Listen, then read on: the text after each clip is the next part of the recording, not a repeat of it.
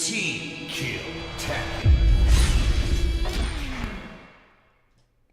Yes, it worked.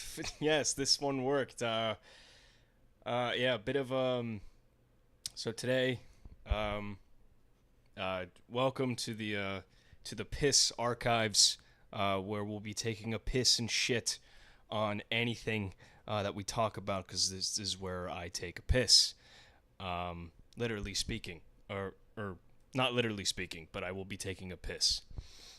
Um, So yeah, today is well, the music sort of introducing us to the topic at hand of today um, was meant to be quite sad, but I can also see how it feels like sort of ethereal and sort of like spacey. Um, but no, it's meant to be sad because today is a very sad day, sad face day indeed. Today is we are mourning the loss of some internet icons. Yeah, I mean, for those that can't read like me, um, Rooster Teeth has recently announced their termination and shutting down. The company will be shutting down, I think, within the next like 2 months. But they did like a really sad, like sad fucking stream, sort of like addressing it. And yeah, also other shit happened. That's also sad. Like it's just been a really sad week. Um, this week, another internet icon is leaving us in the form of Matt Pat from Game Theory. And this time, it's not just a theory. It's over. It's so over. Matt Pat from Game Theory is he's not dying, but he will be leaving this internet realm, and we will not see him ever again. He has made he has made too many Five Nights at Freddy's theory lore videos, and Father Time has caught up to him. They've pried him from his keyboard, and they've ripped him away from his keyboard, and they've locked him up. Never to make any more Five Nights at Freddy's lore videos ever again. It is very sad. And also, uh, something truly sad is Akira Toriyama. I believe that's his name. I don't want to get this wrong, because it would be just quite a shame if I did. Yeah, okay, I got it right. Yeah, Akira Toriyama. He unfortunately passed away, I believe, last week, but the internet found out about it this week. So just a bunch of like heartbreaking shit, from like childhood. Like we're never in like a more relevant time now where we have to accept the fact that we're getting old and we're growing up, and life moves on. I mean, shit, that's part of like that's the one of the bigger themes, relating this back to my show, because it's all I fucking because I obsess about it still to this day. Like that's one of the greater themes of my show is that coming to terms with the fact that things don't last forever, and you know you don't really know how good you got it until you don't have it anymore, and having to grow up and mature over time, right? And sort of coming to the realization of that. Akira Toriyama, the creator. I didn't say that. Yeah, the creator of Dragon Ball Z. Yeah, it's very sad. But I mean, that's sort of what this stream is going to entail. It's sort of going to be like a trip down memory lane, sort of, just like discussing these landmarks of many people's childhoods and how they impacted them, and retroactively made them into the kind of person that they are. I mean, if we want to assemble somewhat of like, before I get into like all the shit, right? I just want to preface it by saying I'm not gonna be talking about like all the drama and bullshit surrounding Rooster Teeth. I'm pretty sure that's been talked to death at this point, and frankly, it's not really relevant. Um, like, uh, you can say what you want about like the company's like the inner politics of the company and like all the shit that went down, but like the fact of the matter is, over 150 people on staff were just notified within a couple of days ago that they just lost their jobs and they have to look for stuff. Luckily, though, they are getting severance packages based on their tenure and how long they've worked there, so that's good while they look for another job. But so that's a good thing, at least. If they were just kicked out the fucking front door and were like, all right, see ya, like that would suck. Um, but like, yeah, um, it feels so weird just going into this, just getting right into it. But um, like, I guess I'll start, with just like where I sort of saw it going, after a while. Like, I tuned out of like Rooster Teeth pretty much like, um, around 20 like I'd say around 2015. Like, honestly, how I pinpoint when I tuned out of Rooster Teeth was when Ray Naryeves Jr. left Achievement Hunter. That was like a sort of a landmark moment for me in like, oh, he's gone, and then I just sort of stopped caring about the content. And it's also like, I think my appeal for content and like my taste in like media just was changing and evolving around that time. Like, that was 2015, so I think I was in middle school at the time. I might have like been, yeah, I was probably like in 7th or 8th grade, maybe. I probably, yeah. So I was like just becoming like getting into becoming like a teenager and like sort of evolving my taste from what it was when I was a child, right? So, yeah, like, so I sort of tuned out after that, but every now and again, you tap in and be like, oh, what are they doing, right? And it was just like they were kind of just doing the same stuff, which is like, on one hand it's cool, but on the other hand it's like they're not evolving, they're not really like adapting to the formula. And I think the biggest problem for them was sort of the mindset that they always had about their company, where is like, they always mentioned how they saw YouTube from the very beginning to even up until the point of their now, right? They always saw YouTube as like a competitor. They never saw it as like a platform to help their business. They saw it as a competitor because they wanted to be like their own.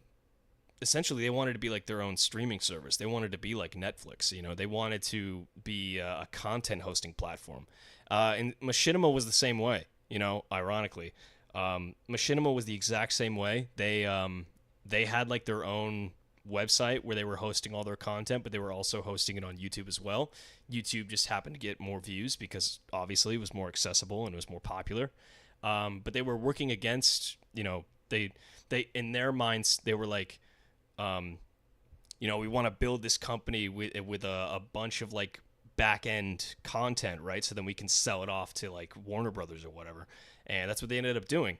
But like they were very like the they just, it's such, the management of this is like the saddest thing to me, because like I think about Rooster Teeth and where they went, and it's like the writing was on the walls for so many years, like with a bunch of different like again, not going to talk about like all the drama and bullshit, but like with specifically, I remember when Bernie left the company in like 2020, I was like, oh, so Rooster Teeth is done.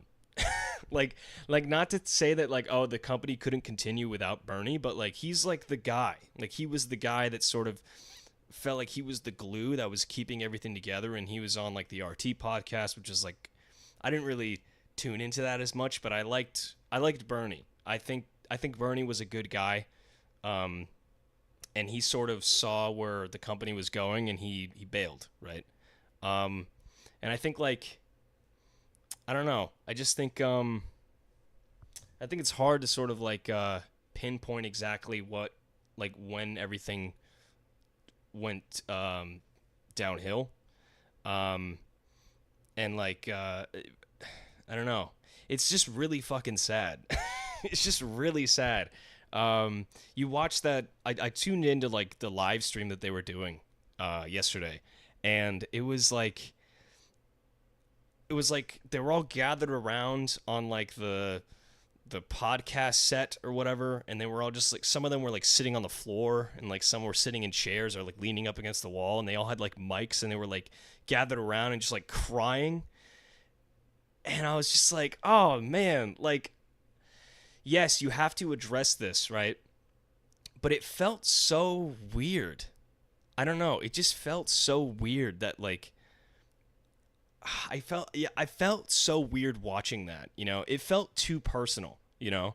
Um and I think that's another interesting thing is like when I say that their content never like evolved or they never adapted to the climate of the way entertainment was going on the internet, like they sort of tried to follow like a TV format, right? Where in some instances, where they wanted like they wanted higher production value for like shows that they wanted to produce, and right? And so that's why they actually went with the that's why they went with going corporate and selling the company off to Warner Media, because they wanted more corporate backing so they could make more and produce more content, right? And like they started to like branch out and make a bunch of shows that were just really expensive to produce, right? But the problem is the internet evolved over time to where they didn't really want, like, people don't really want high production value stuff anymore. I mean, back then, with stuff like machinima and like Smosh with skit content, that stuff was really popular back then. But now more than ever, people like desire a parasocial relationship, like that form of content, like live streaming or like creating an interpersonal connection with their audience. And I and Rooster Teeth wasn't able to do that, because they had to be very squeaky clean and very safe and very corporate, all this stuff, and they weren't able to like just truly like connect to their audience in a way that like most people can now if you go independent, right? Like I think moving forward from Rooster Teeth, every on-camera talent that they had is fine. They're going to do fine. They're going to find some follow-up career where they're going to be able to market themselves like as a personality from Rooster Teeth, and people are going to latch onto that, and they're going to follow their content and all this stuff. But like it's not but like I feel like all the other people behind the camera, that's the people that we should really be worried about, is the people that are working behind the camera, not getting that screen time, and not going to be and who have probably worked for the company for years in the back, behind the camera, behind the computer monitors in the studio. And I'm sure they'll find jobs as well, but it'll probably just be, there won't be as much of a demand or support on their end or towards them, right? Because people just want they care more about the people that they see on camera, right? But yeah, I feel like they just never evolved, and it was sad to see where they've ended up, because there's so many people who left Rooster Teeth and are doing very well now, like some of the talent that they had working there, like I think Bruce Green, he sort of restarted in, like, some of the Funhouse guys have like restarted Inside Gaming, which is what they spawned from initially, because that was like a machinima thing. And then when machinima was absorbed, by Rooster Teeth, because of like all that bullshit. I think they went with Rooster Teeth and that whole thing. I don't really know the ins and outs, but like I know a basic gist of it, right? And yeah, I can. I'm hesitant to like this. I feel like this sucks. Like I'm not really like. There's no real structure to this. Like the last stream, it's sort of just like sort of like a reflection almost that I'm doing. There's no like structure to this. I'm just sort of going free of thought, right? Which is again, this is just I guess this is pretty on par for what these streams are supposed to be, because they're just supposed to be my constant erratic ramblings about shit, right? That doesn't matter in the grand scheme of things. But I mean, this stuff does matter. It does matter to a lot of people, and so, yeah, it was really sad watching that live stream, seeing Jeff Ramsey and Barbara Dunkelman and them crying. It was so hard to watch that. But like, and I feel for them, I feel for them because they were people that have been here from the beginning, and they wanted Rooster Teeth to be a success, and they wanted to keep Rooster Teeth going forever. But I honestly, I don't know. It's just part of me, as a kid, you think like, this is Rooster Teeth is like part of your childhood, so it's like something that you're gonna look back on fondly and something that you'll remember, and these people will be doing the same stuff for years, right? But now that I'm like older, maybe it's because I have like a jaded concept of like the world and shit, but now I'm thinking like, no, nothing lasts forever. Like it was inevitable for Rooster Teeth to, for this to happen to them, whether it was now or years from now, if they somehow managed to maintain some level of longevity.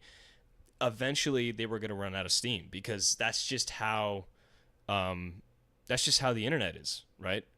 And brands will only take you so far nowadays. What people desire most is a personal connection with a with a creator, with someone that they can actually see themselves in, and are able to make that like intimate connection as if like they're friends. That's what people want nowadays. They don't want like this like supremely polished thing anymore. They want like somebody who can just talk the talk and shit talk and say whatever they want, and they don't have to be censored, and they don't have to worrying about coming off a certain way. They're just a friend, right? And yeah, I just don't think there's a real place for anything like Rooster Teeth on the internet anymore, which is a shame, because they were making really cool shit, at the time. Not even just like Red versus Blue, they were doing really cool stuff like Ruby. I mean, even though Ruby was like hit or miss, it's cool that they were doing that stuff, right? And it's just it was just inevitability. It was always going to happen, that whether it was earlier, now, or in the future, right? But yeah, I don't really want to touch on it any further. I mean, there's nothing really much I can say. It's just fucking sad. Like, it's just really sad that all these people who thought that they were gonna work there for years. What really bugged me about watching that live stream though was the fact that they had like these. Again, I haven't been tapped into Rooster Teeth, so I have no idea like who half of the staff is now at this point. But they had these like kids who were like my age, maybe even younger than me, and it was like the new era, like Zoomer era of Rooster Teeth, and it's like you and they even said like they were given mics and they were speaking, and it's like and they were like yeah, we were just really happy and fortunate enough to be here while we could. We've only been working here for like less than a year, and it's like, dude, you have no idea what everybody's going through. The people have spent years working here and like have sort of created like this family dynamic and like this trust with one another, and like created so many like some people. For example, like Barbara, this is the only job she's had for like 20 years, since she graduated like college, she said. So it's like holy shit, like this is a big part of her life, right? And it's like now it's done, you know. And I can really empathize with that, dude. It just fucking sucks to like feel as though like like a chapter of your life is over and you have to move on. Like you can't linger anymore. Like it's done, you know. It sucks. But I just thought that those those Zoomer kids were like, it was really funny to like, I was like, they shouldn't be here. Like I got nothing against the kids. They're probably nice. What was funny too is like when it was announced that they were shutting down, what's up, man? Yeah, welcome to the stream. If you're a fan of like, you know, the golden age of like internet, like 15 years ago, like Rooster Teeth and Matt Pat Game Theory, this is a sad stream because they're all gone. Our childhood is gone.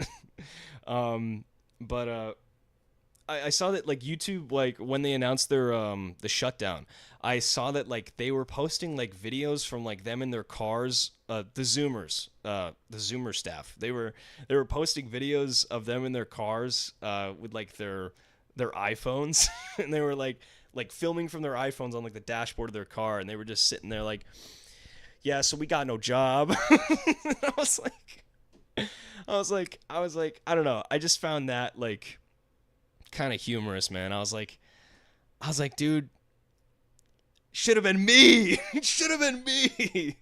You know, because, you know,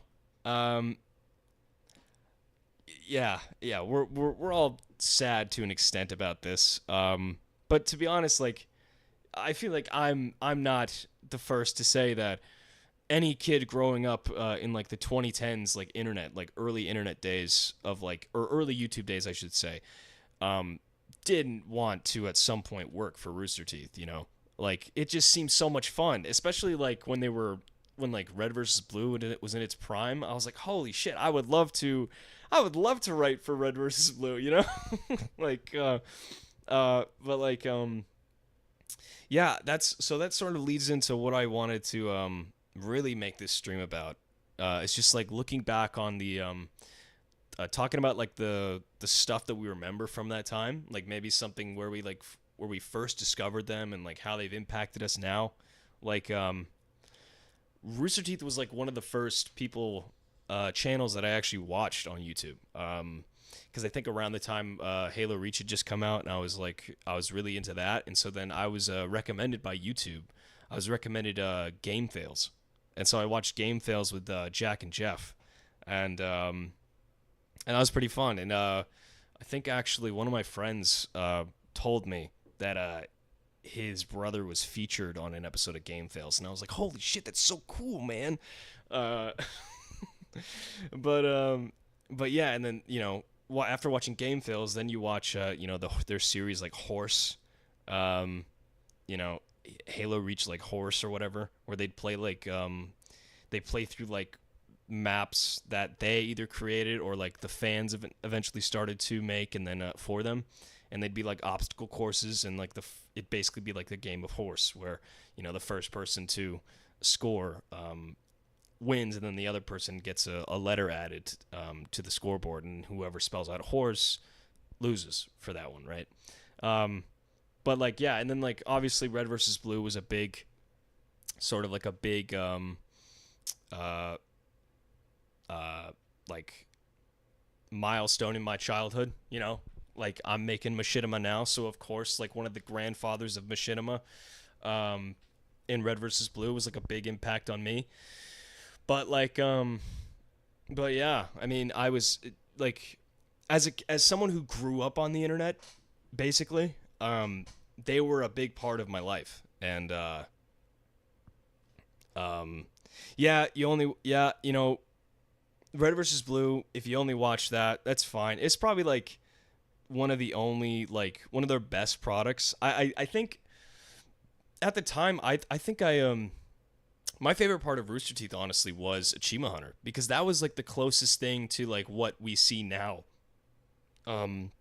with content, with like the the interpersonal relationships, right? Like, I didn't go to like RTX or anything like that, but that specific crowd for like the Achievement Hunter guys, they would go fucking crazy at those events. Like, they loved those guys, right? And it's just like guys in a dinky ass office that smelled probably like fucking fried Cheetos and farts, and they would like just pump out fucking video game content, like I think even like 2 videos a day, you know, and it's like, and that was their job, you know. That was like the coolest thing, you know, as a kid, was like the fact that you could play video games for a career, right? And that's and they sort of inspired me. They sort of inspired me to like start making stuff on my own. Like, I think what inspired me to like make content, I think, was a Rooster Teeth, but also a channel called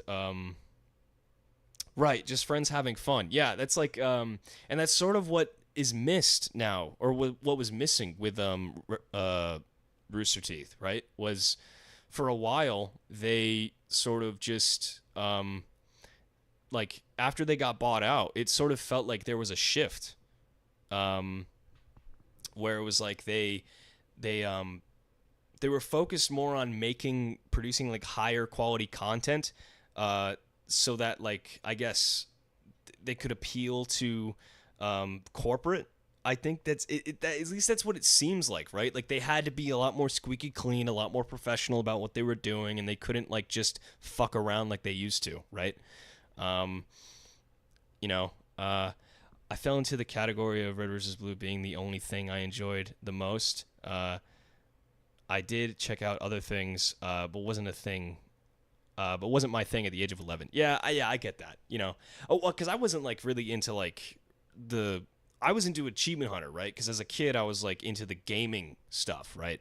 And I was big into Halo, right? And they were producing Halo stuff like all the time. But yeah, the Rooster Teeth content, like RT podcasts and like RT shorts.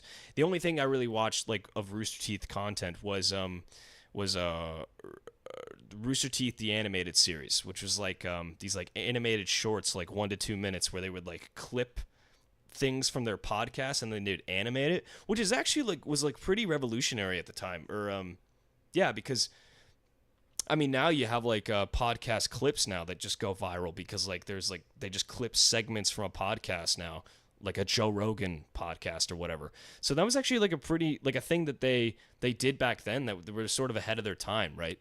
But like everything else over time just sort of, they never evolved. Like I was saying, they just never evolved the content, and it's and as a result, they just sort of lost steam, and less people started watching, because you grow out of that stuff. Exactly, like you guys are saying.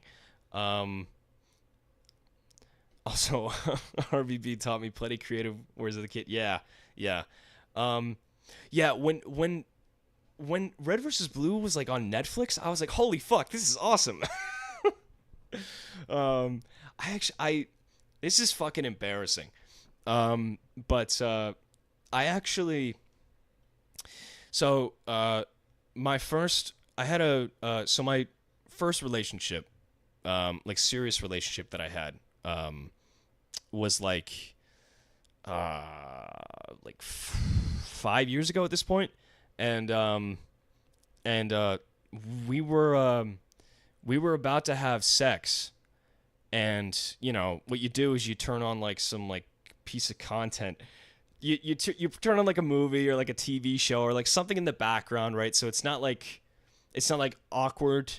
Well, the idea is that, you know, you turn something on so like it's sort of, and that's loud maybe, so that like the you know, people in like the other room or like down the hall don't hear you, right? Or whatever, right?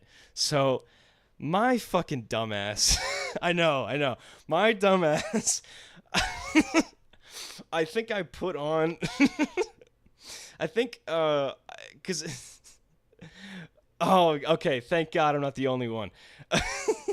My dumbass put on, I think it was, trying to remember, it might have been an episode from like the Blood Gulch Chronicles.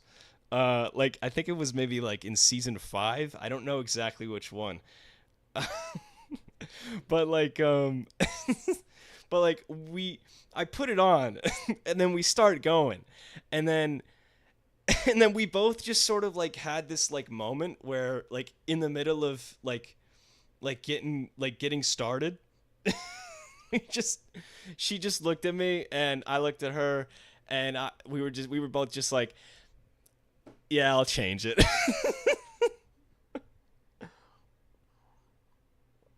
Ah, but yeah, that was that was pretty funny.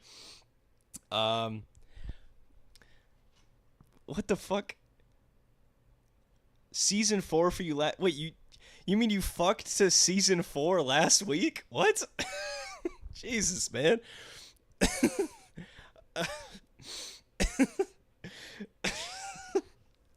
Oh fuck.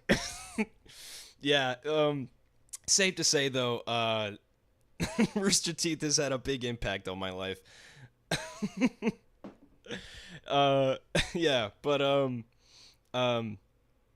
I mean, I still watch Red versus Blue. Like, it's every year I'll rewatch the series at least once. It's sort of have like a tradition like that where like I'll rewatch um, Red versus Blue. There's like certain things that I rewatch every year. It's like Red versus Blue, the Raimi Spider-Man movies, um, uh, Spectacular Spider-Man, the like the CW Kids show that was like aired in like the late 2000s. And then I'll rewatch like some of my favorite movies, right? And but that is like um but that is etched in my mind, you know, like Red versus Blue will always be a part of me because it was a big thing for my childhood. Um it was one of my favorite shows as a child, and like the writing was so sharp and witty and fun. And it's sort of where I get a lot of my humor now, I think. Maybe subconsciously. Like a lot of the stuff that I find appealing to me is just like ridiculous fucking bullshit scenarios. And maybe Bernie was sort of inspired when he was writing those seasons. Like maybe he was inspired by like Seinfeld and stuff like that, where it's all about like situational comedy of just like day to day like life stuff, and like how life is just stupid. But I like that. Like so, like in season in my show, right, writing my machinima show, um, a lot of the comedy is very situational and like banter, back and forth banter, but it's based on around like a scenario in the episode, right? Um, and sorry, I'm just looking at the chat. Um, would have been more funny if the both of you heard Bow Chicka. Oh no, no, Bow Chicka Bow Wow. No.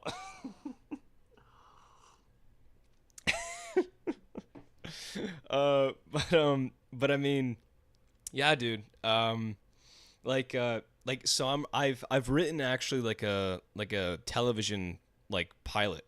Because like I've written other stuff, believe it or not, besides this fucking shitty machinima web series that I'm working on. I've written more stuff than this. So I've written like a couple of well, I've started writing like a couple of like two like feature films. Some of others I have to like further develop, but I have like started like some drafts on feature films, and then I also wrote like a TV pilot for like a show that I want to produce. And the core idea of the show is of like these two hitmen, like contract killers who live in this like small town. Hold on, I see some really disrespectful shit. Um, I'm not a Sonic fanatic. I don't even fucking. Okay, so like, I think you know when you hear me talk about like obsessively about like my shows or like writing and stuff like that, um, or fanfics, you said, not fanatic. Again, my dyslexia there just triggered. You saw it in real time. I get that, like, you know, it might seem like I have autistic obsession with things, like with Halo. Uh, So many people have said that I'm on the spectrum. I don't like to self-diagnose, but I do think it's funny. I do think it's funny to think of myself as like on the spectrum in a sense. But I also think that we're all on the spectrum in a way. We all have a bit of the tism, you know. And I don't think that's too unfair to say, you know, because why else would it be a spectrum, you know? A spectrum is like a scale, you know. There's people that are the highest on the spectrum, and there's people that are like right here, and then you got the people who are like low on the spectrum, right? I'm probably in the middle, you know. Just I'm not like here, but I'm probably like right around here, you know. but uh but I mean, yeah, so I've written like a bunch of stuff, like the TV pilot is about these two contract killers living in like this small town, and they have like a sort of like a black market business where they go around killing people. Specifically, what they actually get themselves involved in is they're killing like a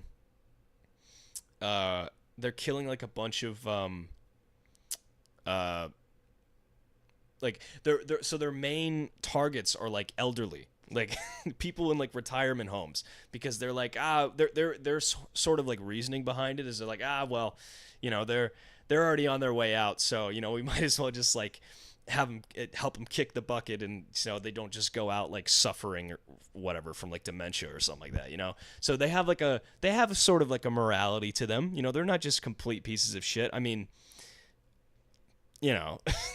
But like one of like the ideas for the show, for like the pilot, is like they're stalking this guy, and one of the main guys isn't convinced that this guy is like worthy enough to be killed, because he sort of has like a more of a moral compass about him, where the other guy is just all about the money, right? And he's kind of a psychopath. Zoomers killing boomers. You know, I actually hadn't thought about that, but that's sort of that's sort of kind of what it is. I mean, they're more like in their like late 30s, but I guess that would still be, I think that's close. That's still Zoomer-ish. I don't think that's millennial. Or I think millennial is like my parents, like in like 40s or 50s. I don't know. But like, so the one guy isn't convinced, but the other guy is just all in it for the money. So he's like, dude, whatever. We get like a down payment if we just do the job, and if we're unsuccessful, like it's in the contract. So we'll just find the guy. If he's not guilty of what she says he is, then it's fine. Whatever. You know, we'll just tell her, sorry, lady, we can't kill your husband.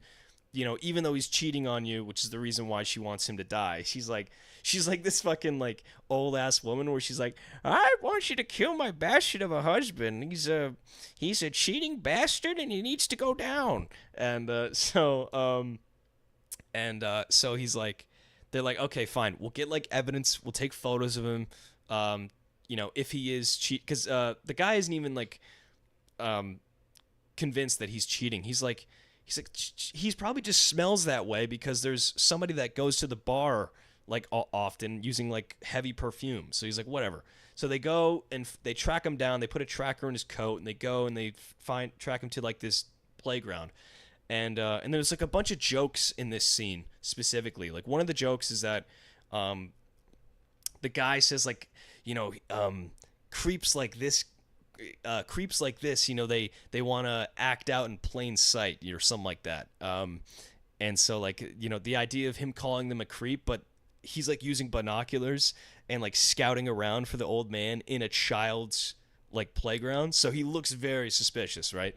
So it's like a visual gag there. And then, but when they find him and the girl that he's cheating on, she's dressed in like a schoolgirl outfit. And it turns so they infer from that she looks really young and she's in a schoolgirl outfit. So they're like, oh, wait, he's cheating on her with a kid. He's a pedophile. Okay, now we're gonna fucking kill this dude, right? And so then the whole like big joke of the episode is like they kill him, they don't know what to do with his body, so they drag him out from where they killed him. They like kill him in like a bathroom stall because he goes and takes a piss. It's like dicks hanging out as he's like being drowned in the toilet, and and uh, and then so they like drag him out, suspiciously in like just a duffel bag with his fucking arm hanging out. But like the girl is looking for him because she's like, oh, do you know where my boyfriend is? He's like this high, silver fox, whatever. And so she doesn't know that she's sort of like dumb, and she doesn't know that he's like an old ass dude. She thinks that he's like 40 something, and so one of the guys asks, well, how old are you? And she's like, I'm 29. Why do you care? Why do you need to know? And so then he's just like, oh fuck, like we just killed a guy who just cheated on his, like she's not a kid, so he's not a pedophile. So then like, yeah, that's like one of the bigger jokes of the episode. Then there's another episode where they fight like an old man like that hopped on like a bunch of fucking TRT and growth hormone, and he's like a hulking fucking beast. It's like a really dumb sort of show, but there's also like, again, there's some like sort of fun character writing that I'm doing for the show as well, similarly to what I'm doing with Open Lobby, where at its core the show is like really dumb and shouldn't work and makes no sense, but like I'm writing it in a way where I'm hoping that the audience cares about the characters, and so as a result you sort of take the story that they're going on more seriously, and it sort of grounds it in a way,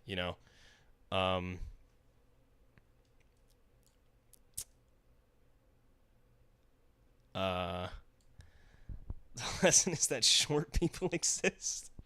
Yeah, that's the lesson. I wasn't thinking she'd be like short. I mean, she'd probably be like, yeah, she might be short, but I was thinking more so like she just looks like young, like she's very petite, but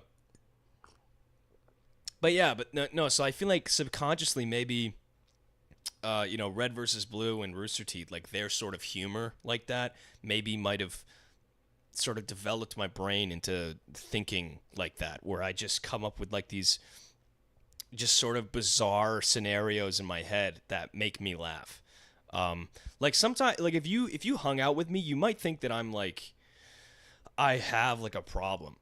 Because like there'll just be times where I'll just crack myself up. I'll just be thinking of an idea in my head, and I'll just start laughing, and it'll be like anywhere, right? And mainly it's because I'll be with somebody, and and we'll be talking about something, and I'll have made them laugh, and then what I do is I keep doing the same bit over and over and over again until the bit just stops being funny. And then after that point, when the bit like isn't funny anymore, now it's funny ironically. So now I keep beating the dead horse, for the rest of the time. And it doesn't even matter at that point if they're finding any amusement about it, because it's making me laugh now, right? But okay, so we kind of diverged off of the main discussion of this stream. So let's sort of hop back on the road. Just quickly, I'd like to bring up the fact that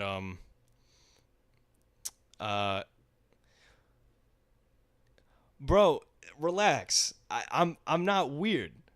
Awesome. I'm so happy we're all like-minded. But I mean, yeah. So as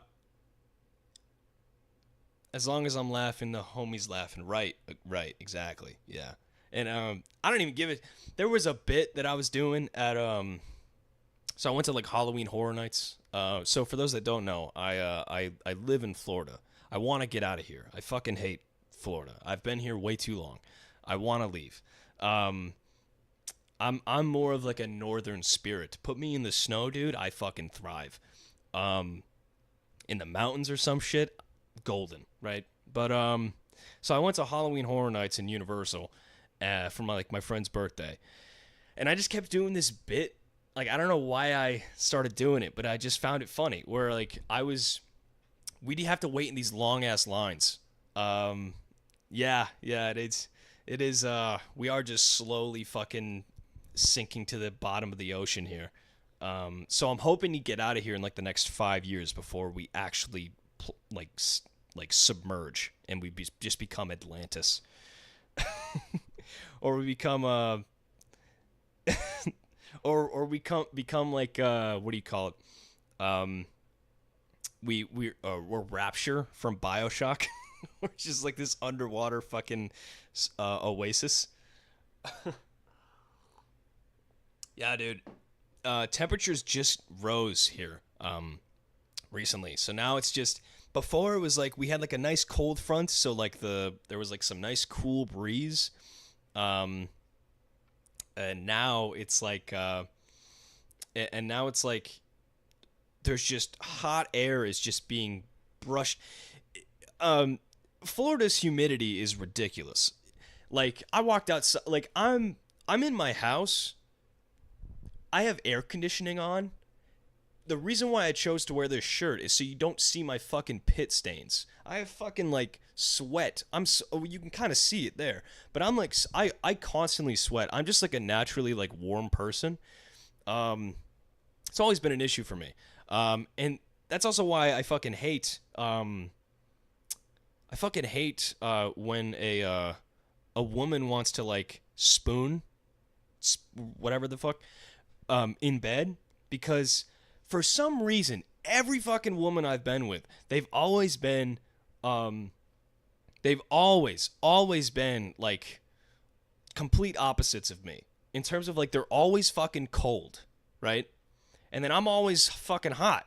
So when they wrap themselves around me, I warm them up, but at that point I'm sharing my body warmth with them, and then we're just like, then we're both sharing warmth. So now I'm getting the warmth back, and then I'm fucking sweating, and it's getting sticky, and I'm like, oh my god, get the fuck away from me. A lot of the time I'll just be like, all right, good night, and I'll fucking flip over. Just like don't fucking touch me.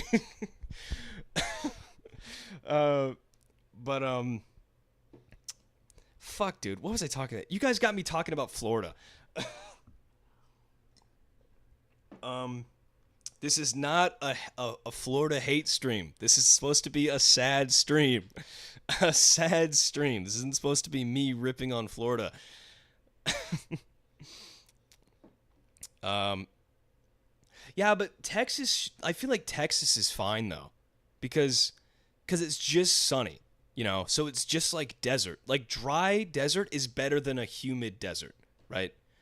Like dry heat is better than humidity, because with a humidity it lingers, it's bad. Yeah, well, that's the reason why I wanted to get on here, because I wanted to sort of bring the news to everybody who was probably already aware of Rooster Teeth's passing. I don't even want to like. The problem with me is I'm so quick to make jokes and make light of situations that are like deeply tragic. It's just how I cope. And so like I want to make jokes about like rip Rooster Teeth, But even though like I don't mean it, right? Because obviously they meant a lot to me, and I feel bad for the employees, but also like lol, you're dead, Lamau.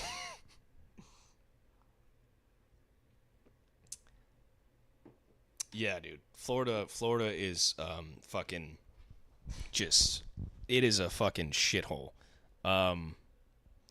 There was no reason to go here. There's the only reason you would live in Florida is because of the cheaper taxes. We don't pay any federal income tax. So that's two reasons. And then if you like going to Disney or like any theme park, if you just like living as if you like living here but also being a tourist at the same time, then you will love Florida. But besides that, just don't fucking waste your time. It's a great retirement place, If you just wanna sort of like just sit in a coffin and let that humidity hit you as you sort of like sweat your skin off your bones and just sit there eroding away, then sure, Florida's a great place for you. But fuck, I cannot wait to get out of here. Restrictions at Miami Beach, dude. I do not pay attention to Florida news. The only recent discovery that I made on the Florida news was a car a car drove into another car like down the road. Or no, a car drove into a like verged off this main road that I live next to and crashed into a house. That's like the only Florida news that's relevant to me. And you want to know how I heard about that? I didn't hear about that from the actual news because I don't watch the news. I heard about that from my sister, who heard about that from my aunt, who lives in fucking Vermont. So she got on the news on Florida's Facebook, and she found that out all the way from Vermont. Crazy. Yeah. No, it's fine. Yeah, I don't think we got any restrictions. Maybe in Miami, because Miami is fucked.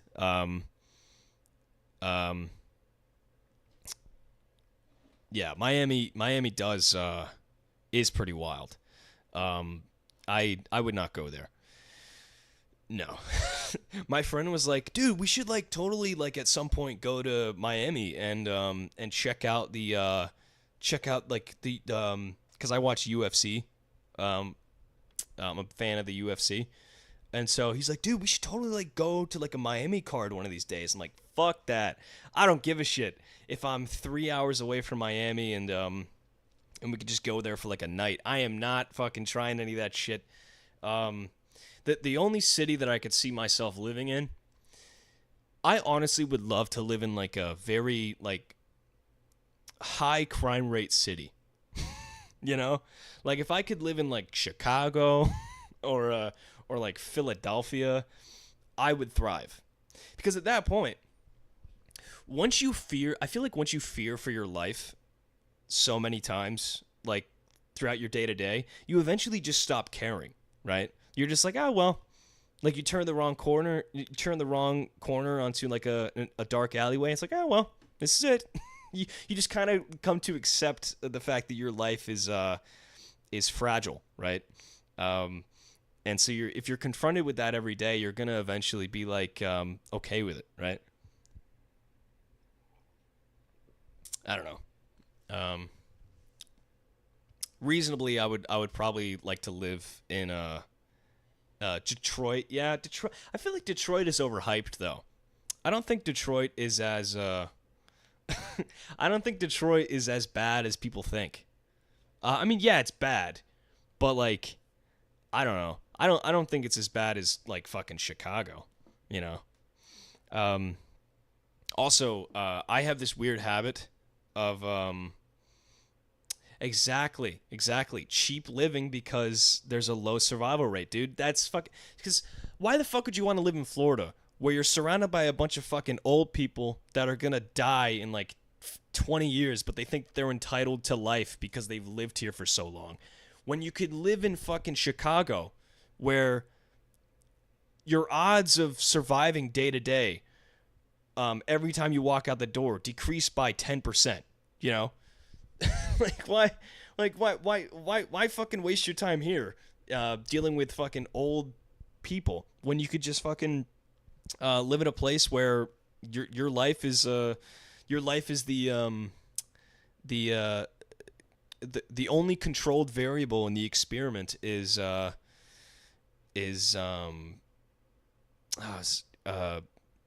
I was trying to say something funny, but I fucking fuck.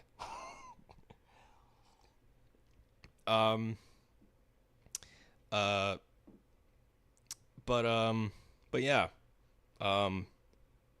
What a great tangent we just went on, guys. We went from talking about the death of Rooster Teeth to wanting to die ourselves in fucking a highly populated, high crime rate city. It's awesome.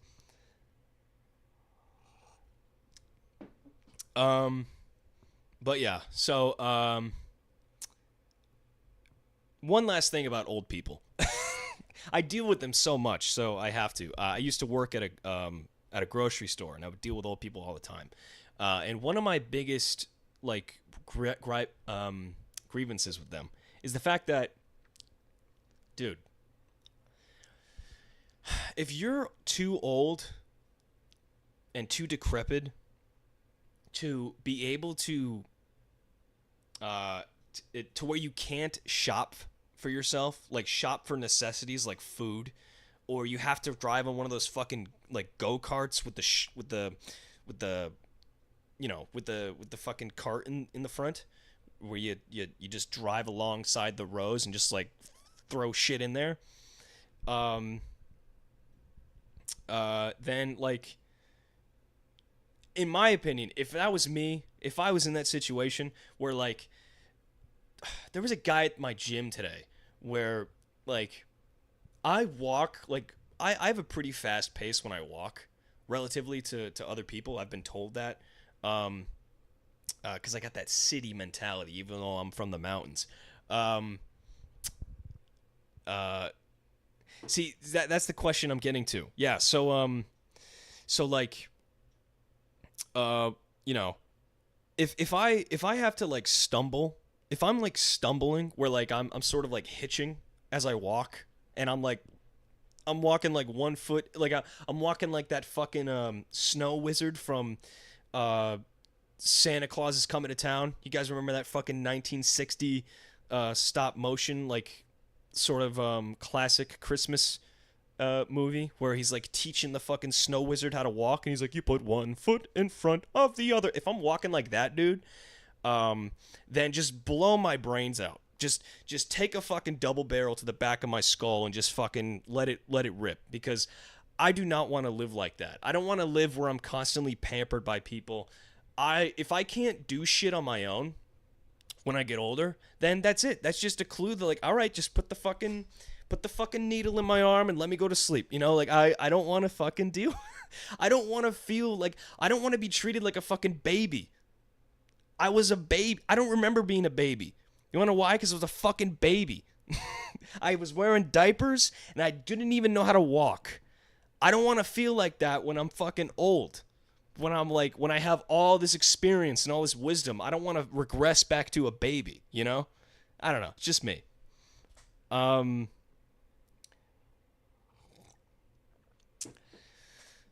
Yeah, I think a reasonable age to live would probably be like, yeah, I'd say 80, you know?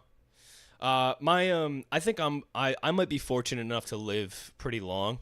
I mean, because my great-grandmother lived till she was 97. So, I mean, I guess that's good news. So we'll see. But yeah. I just don't want to live long enough to where I won't be able to do shit on my own, you know?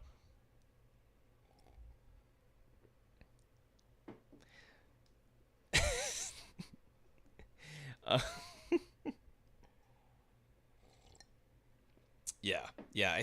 Like if I have to worry about that shit, about like someone, like if someone has to like give me a shower, like if I have to be fucking like soaped down by somebody, that's just sad. Like it's just really sad. And at that point, it's just like I look at my dog. My mom has like a Shih Tzu who's like 16 years old. She's got cataracts in her eyes. Fucking just hobbles around. She doesn't have like any lost limbs or anything, but she's just old and she can't fucking see anything. She can barely hear.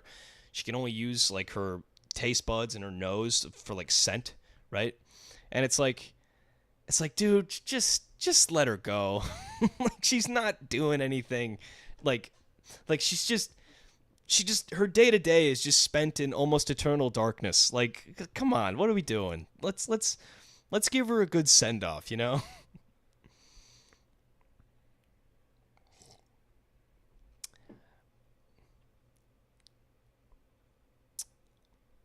Hey man, if you gotta go, go ahead. It was a pleasure talking to you, man. Happy for you to join in. I'm happy that I could provide some entertainment to you guys.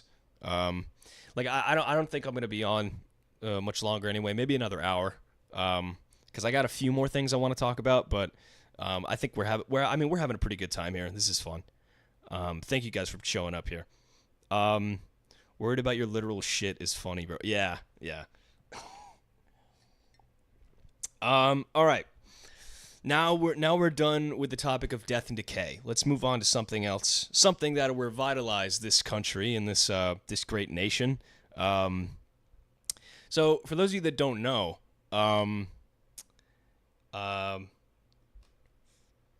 so still waiting for some scientists to create immortality pill. I can stay 25 forever. Yeah, that would be nice. That would be nice. At the same time, I would like to age, in a way. Like, I'd like to get a fucking beard, to hide my fucking ugly ass. I'd like to get a beard at least. And, my dad said he didn't get a beard until, like, his 30s. So I'm waiting for that. But anyways, for those of you that don't know, oh yeah, by the way, rip, Akira Toriyama, and Matt Pat Game Theory. It's not a theory anymore. He really is gone.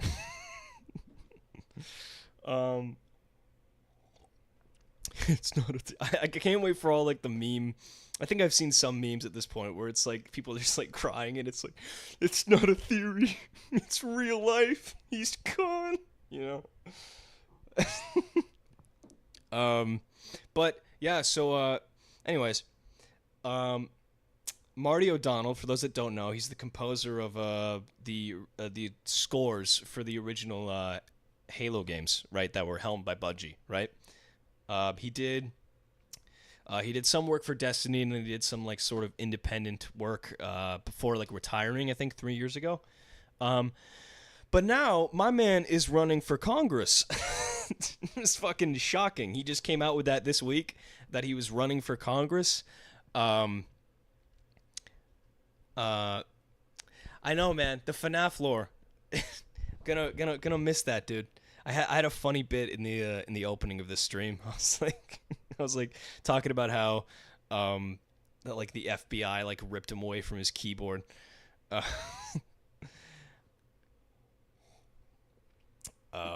Yeah, so Marty O'Donnell, he's running for Congress. Look it up, guys. This is crazy. I'm not gonna pull anything up because I don't want to fucking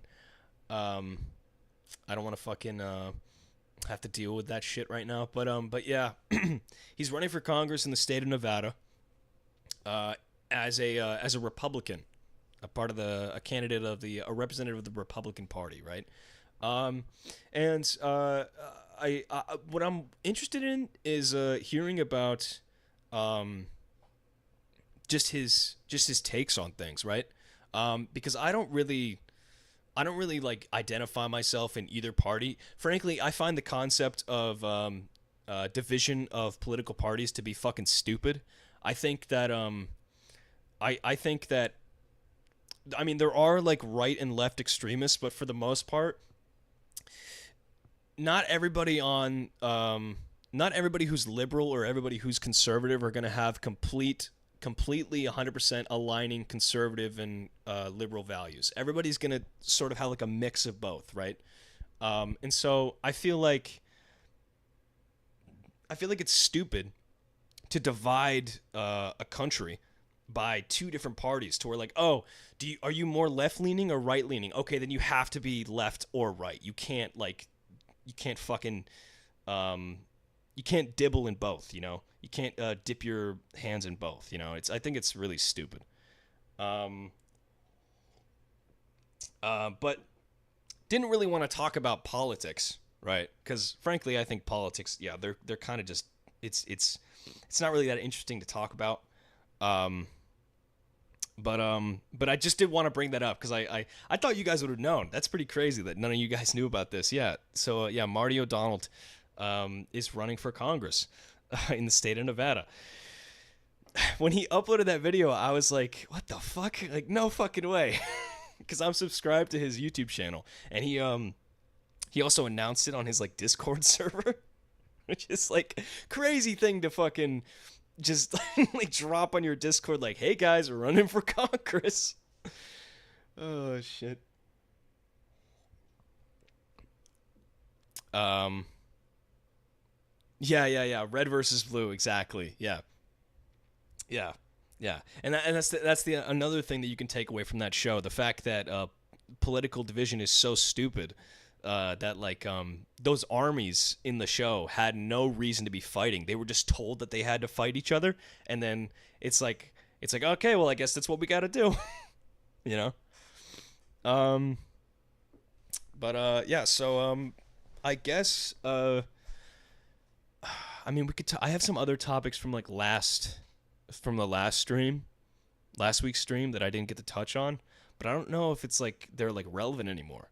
But again, I guess that doesn't really matter because the show isn't about being relevant, right? It's the pointless, irrelevant, somewhat silly podcast, not the presumptuous, relevant, statistical stimulus pod or archives, whatever the fuck. Um, yeah, true. Yeah, I would say now, John CJG is better than Rooster Teeth. I love how that was like always like a thing where like these groups or people would like like there would be like fan outrage of like this person who makes machinima is better than this one, you know. Like I remember growing up, I wasn't really. I mean, I was big into Rooster Teeth, but I was also very much a fan of Dark Spire films. You know, that was my go-to when I was a kid. Side combo: how long do you think the political system will last? I don't want to. I don't want to touch on that. Because everything eventually changes or dies.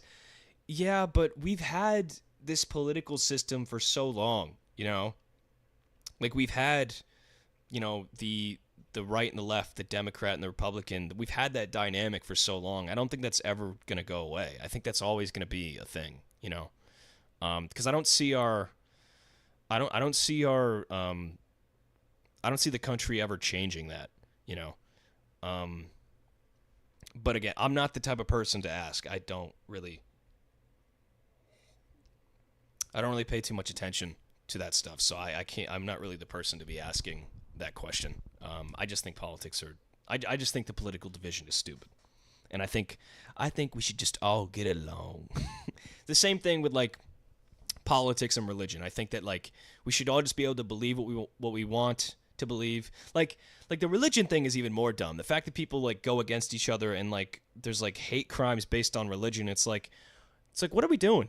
We all believe in like the same thing. Like religion at its core is just like the principles of existence and living, and like basically it's like guidelines of how we should live our lives, and we follow them to be just like better people, right? So like why are we starting like hate crimes and sort of like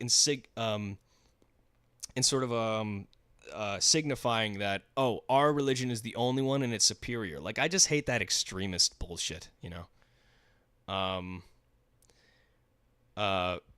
Yeah. Yeah. Ah, fuck. I knew if we talked about fucking, I knew if I brought up Marty O'Donnell, once I brought up Marty, I would be going on political tangents with you guys. I don't want to do that. Mainly just because like I don't have much to say, you know. I don't have much to say regarding all this stuff, you know, because I don't pay attention to it, you know. So I don't want to really comment on anything elaborately if I have no like backing or knowledge of it, right? I'm just looking at it from like an outsider's perspective who doesn't really engage in any of it, and I'm just like, I see the discourse and I just think it's just ridiculous. I think we should all just be able to get along. Yeah, religion is a whole different thing from I think religion and politics sort of like coincide, but yeah, religion is a different thing. Um but yeah. Um so I don't know if you guys, just because you watch my stuff, if you're like fans, like if you're big fans of Halo. Um MJ MJ said South Park, yeah. I don't know if you guys are just following my channel because of for the show, or you actually What do you mean I do pay attention? I don't pay attention. I just said I don't pay attention. What are you gonna change my? You gonna say that I pay attention? You can't tell me I pay attention. You obviously thought about this. Yeah. Right. You just started playing Halo 2 months ago. Okay, wow, you're really new. Interesting. That's interesting. Um, but well, yeah. I mean, I obviously thought about a unique take. I don't know if it's a unique take. Um, but yeah, okay, sure. I've mulled over the ideas that I have about like politics and whatever. But I'm not like invested in, like, I don't watch the news every day. I don't like keep up with the primaries and stuff. I'm very out of the loop, right? Um, didn't grow up with Xbox. Yeah, so okay. Well, I appreciate that. Gamer Luz. Happy you guys enjoyed the show. It's interesting that you can be more attached to like shows made with Halo rather than the game itself. That is interesting. Um, but okay, well then I won't talk about the fucking Halo TV show then. Because frankly, I haven't been keeping up with it either. I watched like the first two episodes. Like because at one point I was gonna make a video on the Halo TV show, like like a overview of it when the first season came out like a year ago or 2 years ago. But I never got around to doing it because I just never finished the show because it just got so fucking bad so quick, and I was like, all right, I'm tapping out. um.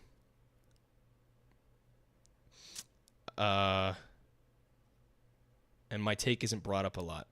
That's interesting. What, like my take of that Division is stupid, or what specific take are you referring to? Your Halo videos are better than the official show. Yeah, well, I think I think also we have two different shows as well. Like they're trying to make something super serious and like Chief was tortured like they tickled his feet too much when he was a child, and then he got really angry and mad. And then they enhanced his body with fucking growth hormone as a HGH when he was 13, and then he became Joe Rogan. Um, but yeah, I mean, in my show is like just like it's meant to sort of appeal to that audience who watched Machinima back in the day. And also just like the Halo audience in general, who the people who like understand like the game's mechanics and like, like the inner workings of the game and like the importance of the game mainly, having on an impact on people's lives. I haven't watched the show, but heard all the negativity. The bar was set so low in the first season that the it was okay. Yeah, it's a shame, dude. Because there's been some like actually like good like Halo content to come out of that's been released besides like the Halo show. Like the Halo show is like the new like mainstream content that's been released, but like Halo Legends is a great fucking like little like anthology movie of like multiple Halo stories that are like some are like hit or miss. I made a video a few years ago covering it. That is on like another channel of mine that I would like to redo and upload on this channel. Just like revise the script because it's sort of like it's sort of like amateurish, and I did like some jokes in the script that were like they're not like they're sort of out of date because I used like topical shit. So I'd like to revise that script and like release that on this channel because I feel like that's just more appropriate because of the my channel being associated with Halo. But also I have plans to do I've just been thinking about it more recently. I have plans to do a retrospective on matchmaking because I sort of built my show as like a homage to matchmaking. The show, the Machinima series from Darkspire Films, back when Machinima was in like its peak.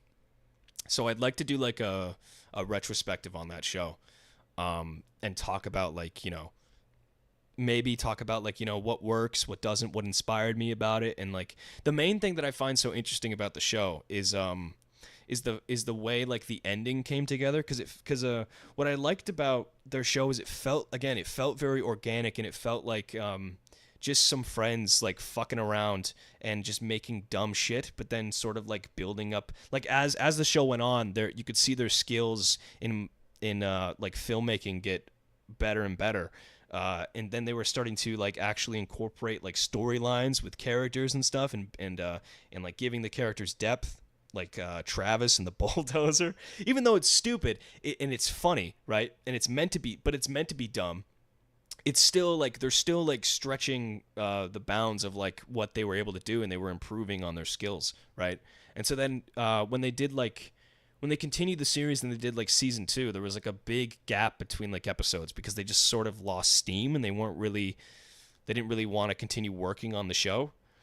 And then they came back to it, and then they to sort of wrap it up so they could just be done with it, because their fan base was just constantly asking them about when the next episode was going to be, and they were just tired of the hate mail and like all the negative responses, and like their fans pressuring them to make the next episode. So they just wrapped the final episode up in like this sort of weird anticlimactic cliche way. And looking back on that, I always feel a certain way where I'm like, oh, it's sort of sad, that they felt pressured to do that because from the demand of their audience, and they didn't really end the show their way, because they just sort of lost ambition and lost lost the passion for it, So I wanted to sort of explore that and talk about that in a retrospective. So I might do that. Chief, who needs him? Let's focus on some random Asian girl that nobody likes. Yeah, Quan was a pretty weak character. Seen a couple of the Halo movies, really cool. Yeah, Halo Legends is a really cool thing. Like, not all of it is great, but there's a lot of like really fun stuff in it. Like the Halo. I think it's called Odd One Out. With a Spartan. It follows this Spartan character, Spartan 1337, and he's just like this. He thinks of himself so highly, like like a badass. He thinks of himself like just like a superior warrior badass, and he's like constantly boasting about how like skilled of a warrior he is. But then he just gets his ass kicked repeatedly. So it's a really fun like short. But yeah, no, there's some good stuff there. I remember the Forward Unto Dawn movie, where that was like sort of coincided with a production that released along with Halo 4. I remember that being all right. It was like following like a story of like following young Lasky in like a UNSC academy, where like the Covenant invades in like the third act, and then Master Chief shows up to save the day. It was all right. Halo Nightfall was shit, but Halo Landfall, the one made by the one produced by I think it was produced by Percy Jackson and directed by Neil Blomkamp. That was fucking excellent, dude. Like, I feel like that's what people refer to. People refer to that when they think of like some of the best like Halo shit. Like, everyone's always like, "Oh, dude, Halo needs to be like this," right? Yeah, dude, that shit was fucking so cool. And that was like a prologue to Halo 3, and showing like humanity's desperation, and like the Chief coming in to sort of save the day. That was fucking awesome. But yeah, just like Rooster Teeth, nothing good can last forever. Everything has to dissolve, and be a shell of its former self, you know. But that's why we have the memories that we can look back on, you know. It is a shame though that you can't just stay in the moment forever, you know. Like there's times when I was when I was in high school, specifically junior year, that was like the best time of my life. And you know, you can't go back to that now, right? You got to move forward. And I had my mother buy it for me. You own Nightfall? What?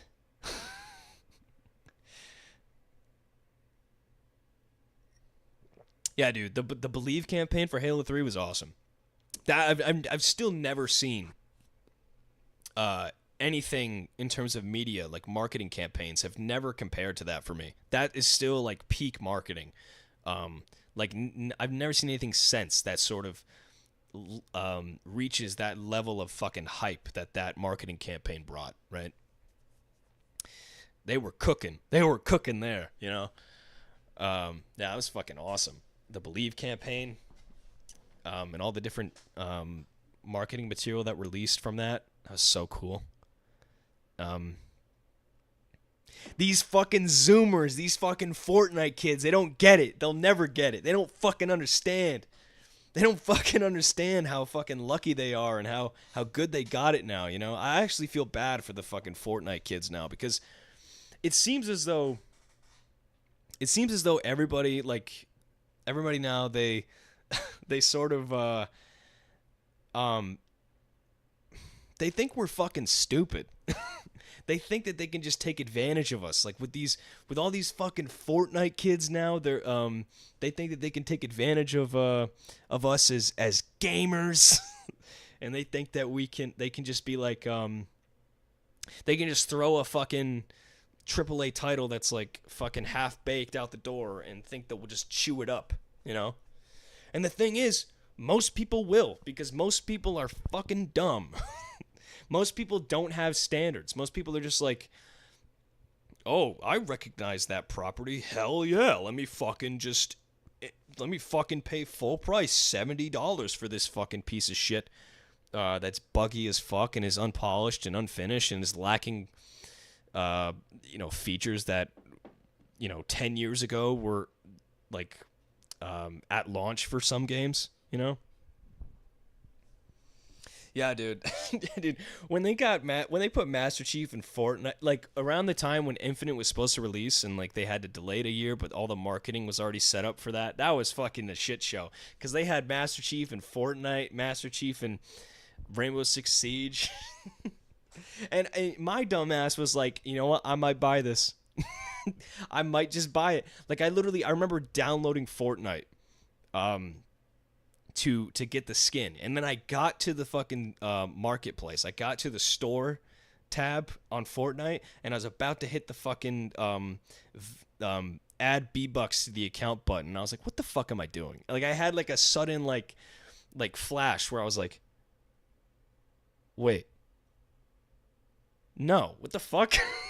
Like I was in like a trance, and it was like the Master Chief skin was calling to me. It's like, give me your V-Bucks. I need your V-Bucks.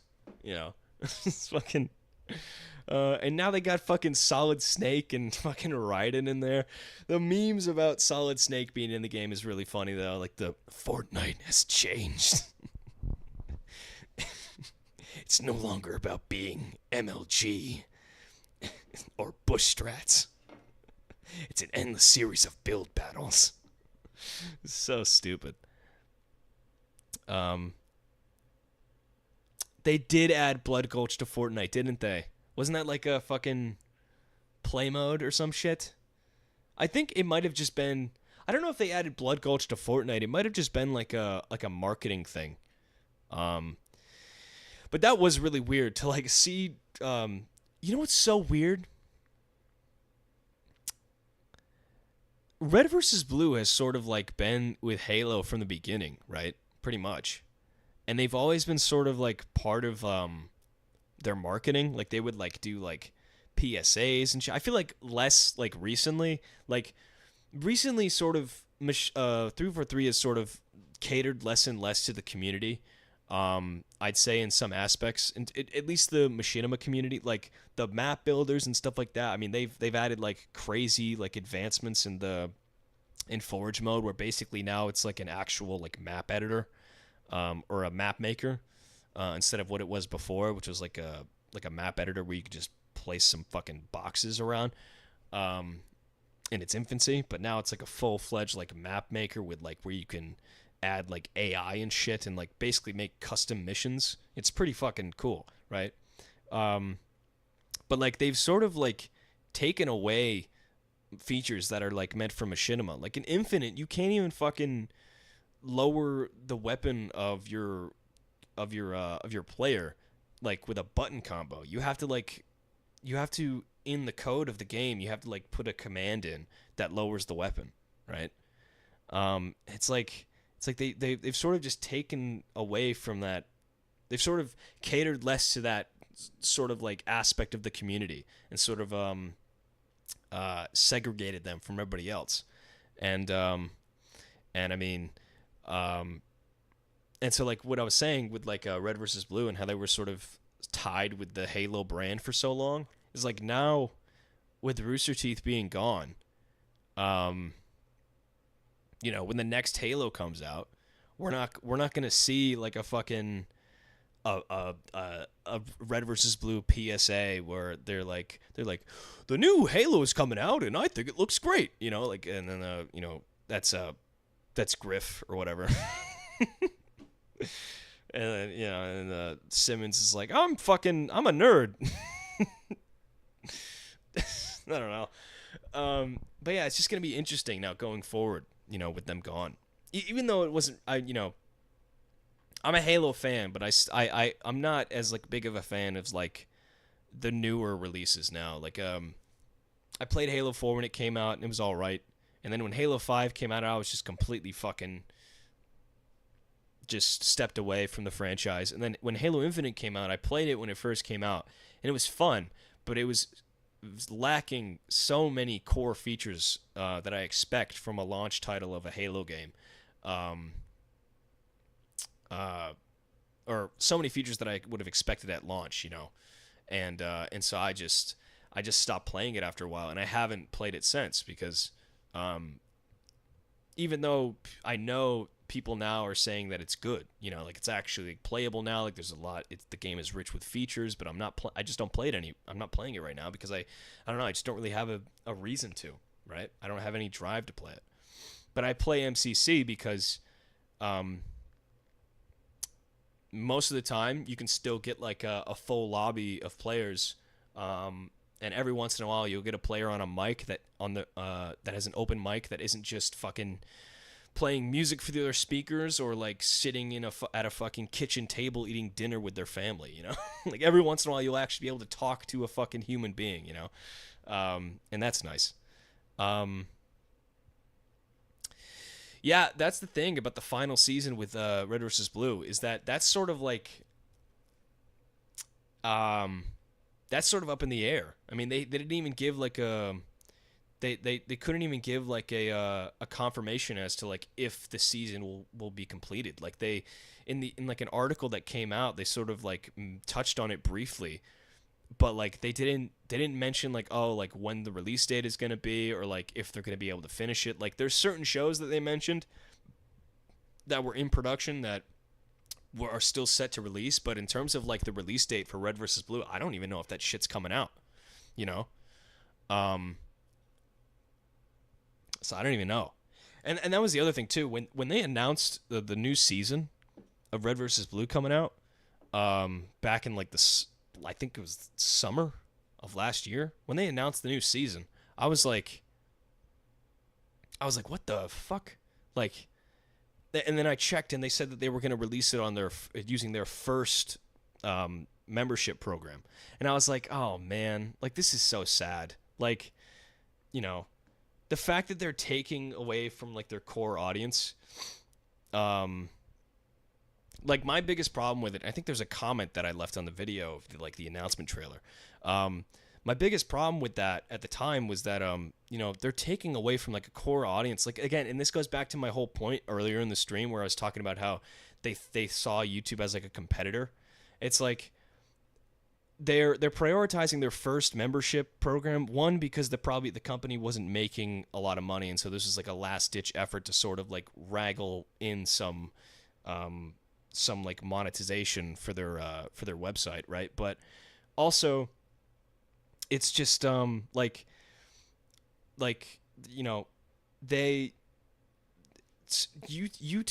is like the main hub on the internet for video, for like media content, for like video, like on demand content, right? And so like to work counter to that and not release and they had to pull off at one point they pulled off all of Red versus Blue off of YouTube, like all the uploads that they had to their specific Rooster Teeth animated channel. They pulled all the archives off of there, and then they made it available strictly for first members on their website. And then now with the shutdown, they've released it all again. They've put it back up on YouTube, I'm pretty sure, but now you have to pay for it. It's under like a paywall, so you have to pay for like every other season besides the first season. And it's just like, it's sad. It's really sad, where it's all headed, And it's like I remember when I was watching this shit when it was coming out, like that's crazy. Like to think that I think I actually one of the last seasons, like the last season of Red versus Blue that was produced, not Zero, that shit was fucking garbage. But like the season, I think it was the final season of like the Shizno Paradox, I think that was what it was called, where like Donut was the main character. I remember watching that, and I was like sort of like when it came out, and I actually bought the first membership just specifically to watch that because they weren't releasing it on YouTube. And I was watching that, and I was like, I think I was coping at the time. I was like, oh, this is all right. But it's like, it was just not it. It was just not hitting, And yeah, man, I don't know. It's depressing, but we have to move on, guys. We have to move on. We can't be sad anymore. We have to be happy face. We cannot be sad face no more. We're going to turn this sad face week into a happy face next week. You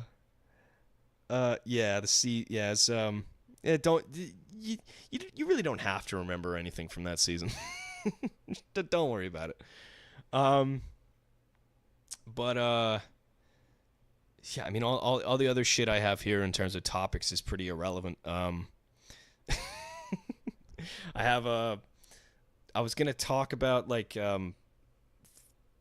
film criticism, and like cause this guy that I used to watch, Chris Stuckman, he made like a video talking about Madam Web, and he was like, I'm not going to give a review of Madam Web because I don't like basically he was saying I don't want to give a review of Madam Web because I think it's bad and I don't want to shit on the filmmakers.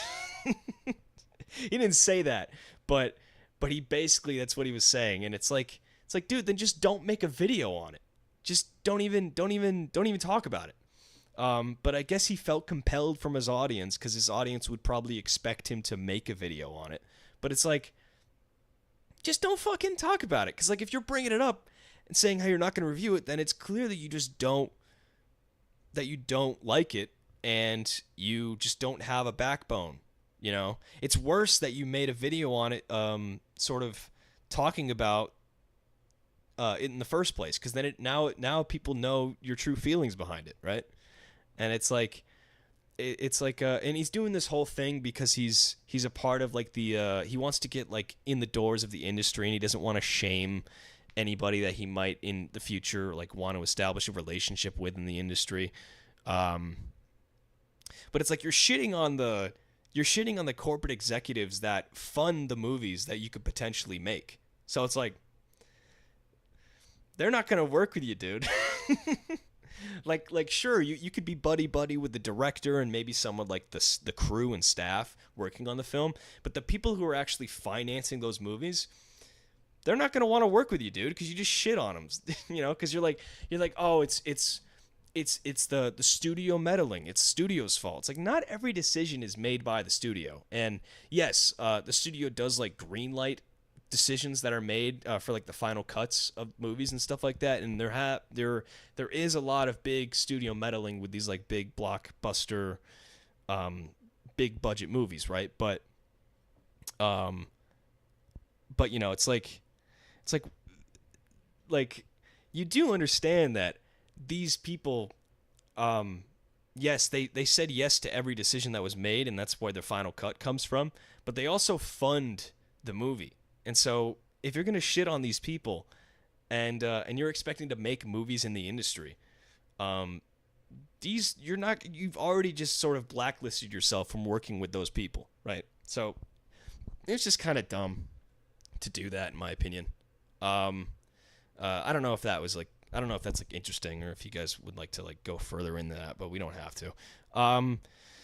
The Netflix adaptation of Avatar: The Last Airbender. I'm just touching on the stuff that I didn't get to touch on last week, just really quick. Before I touch on like the progress of the show, of my show. The Netflix adaptation of Avatar: The Last Airbender. I watched the first episode and I was just really disappointed because I was like, man, they literally took like the plot, like the core story elements of the first episode of the show, but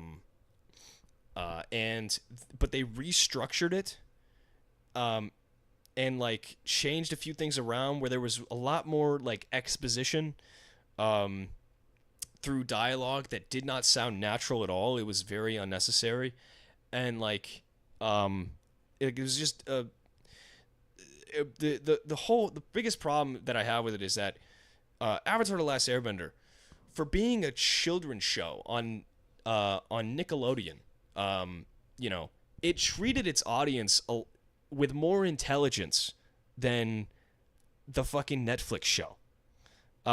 Because in the Avatar: The Last Airbender, things aren't just outright explained to you as if you're a fucking baby and they're like talking directly to the camera and giving you all the information you need. Characters speak in a way where it actually sounds natural and like it works perfectly for their characters, in sort of establishing their characters and establishing world building at the same time. That's how you do good exposition, is when the exposition being given to the audience makes sense for the given like scene and the context and the characters involved. Like for example, in my show, right, when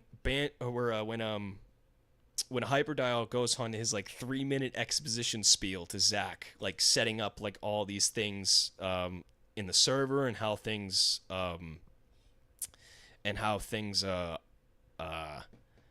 things are run around the server and how, and like the functionality of it.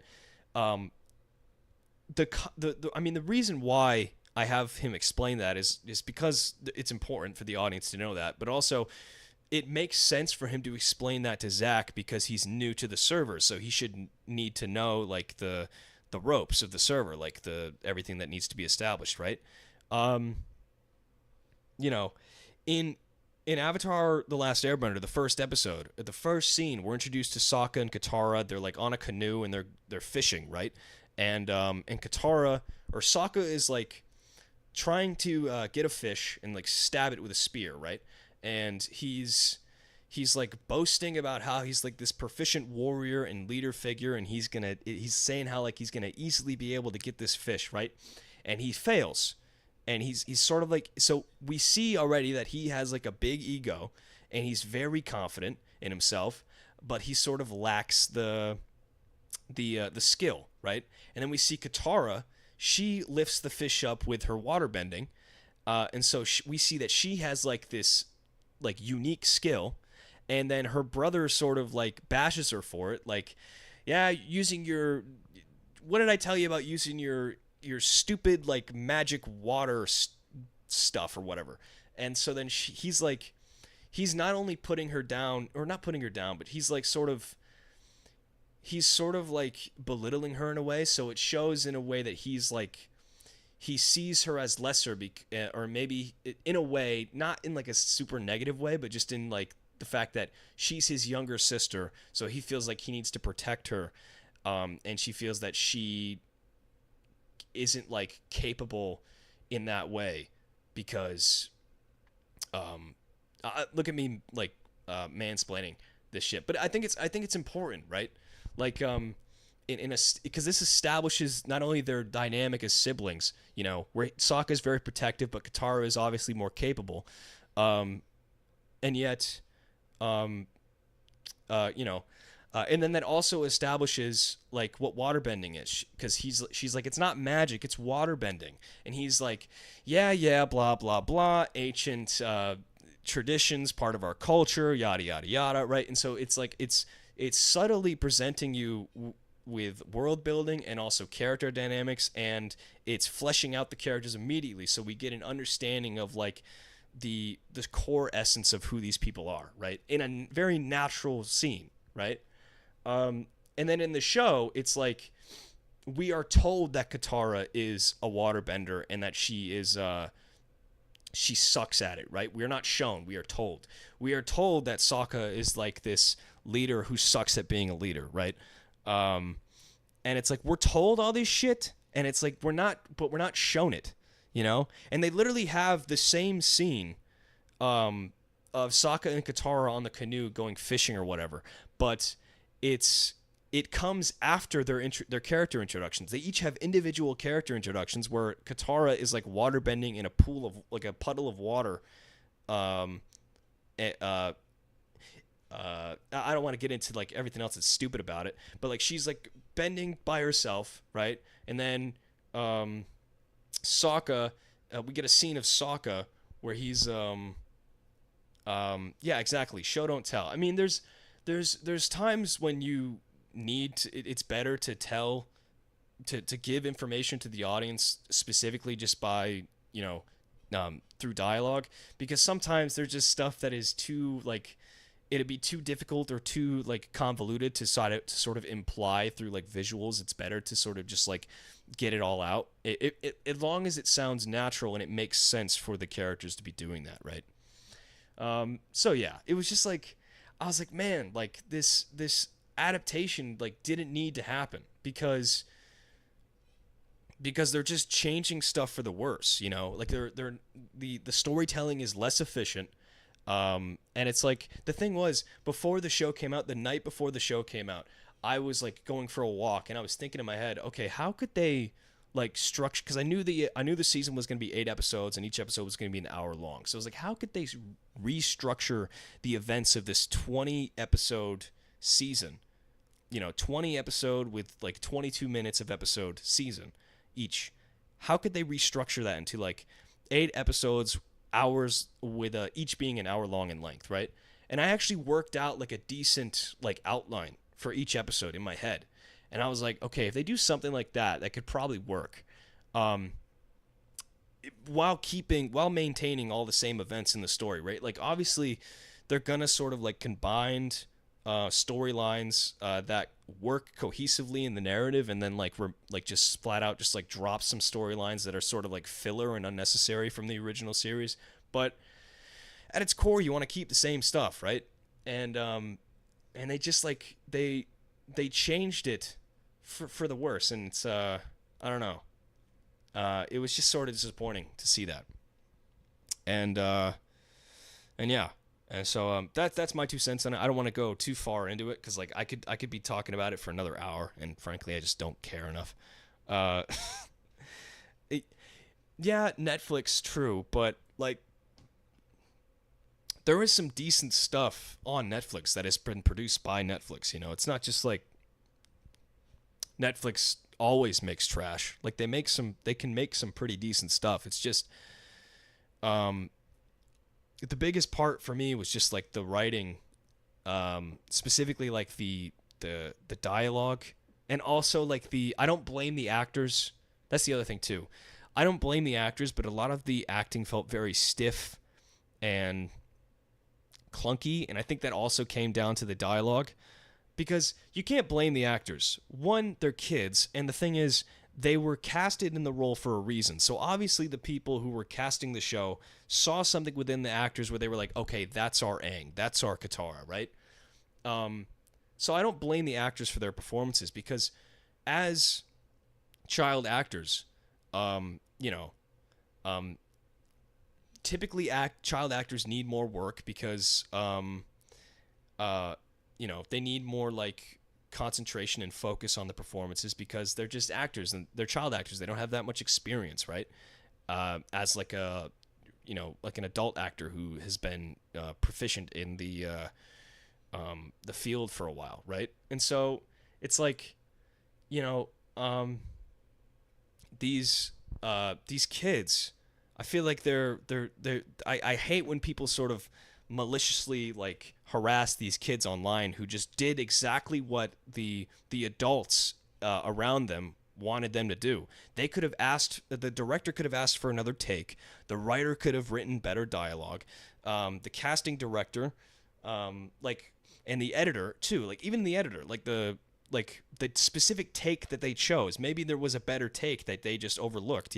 There's so many different variables that go into crafting the perfect performance, right? And so I don't blame the actors at all in that regard, because they're not. I think many of them, that's like one of their biggest roles or one of their first roles of acting that they've done, and so they should have been given more care and more attention by the director and everybody else. So I don't really blame them for their performances. I don't think you can.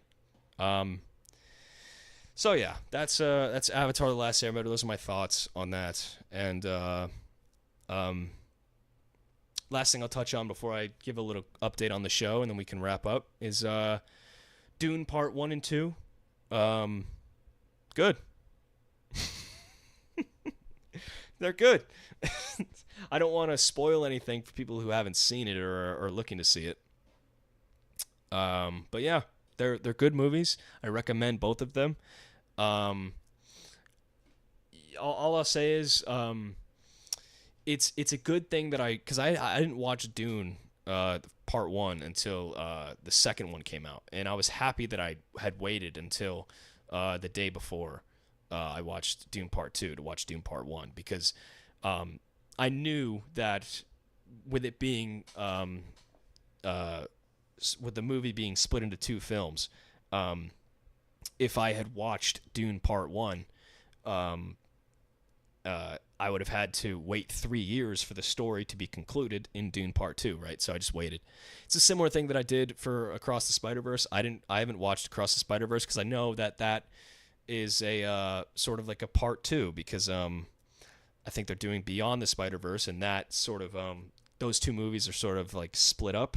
Like they follow like the same storyline, but there's like I think Across the Spider-Verse is like part 1 of that story. So, I'm gonna wait until Across the Spider-Verse comes out, and then I'll watch both of them back to back. But yeah, Dune 1 and 2, really solid movies. Denis Villeneuve is probably my favorite director working right now. Like I just love all of his movies. He's so fucking good at what he does, and so I would recommend you check out any of his movies. One of my personal favorite movies of his is Prisoners. I fucking love that movie.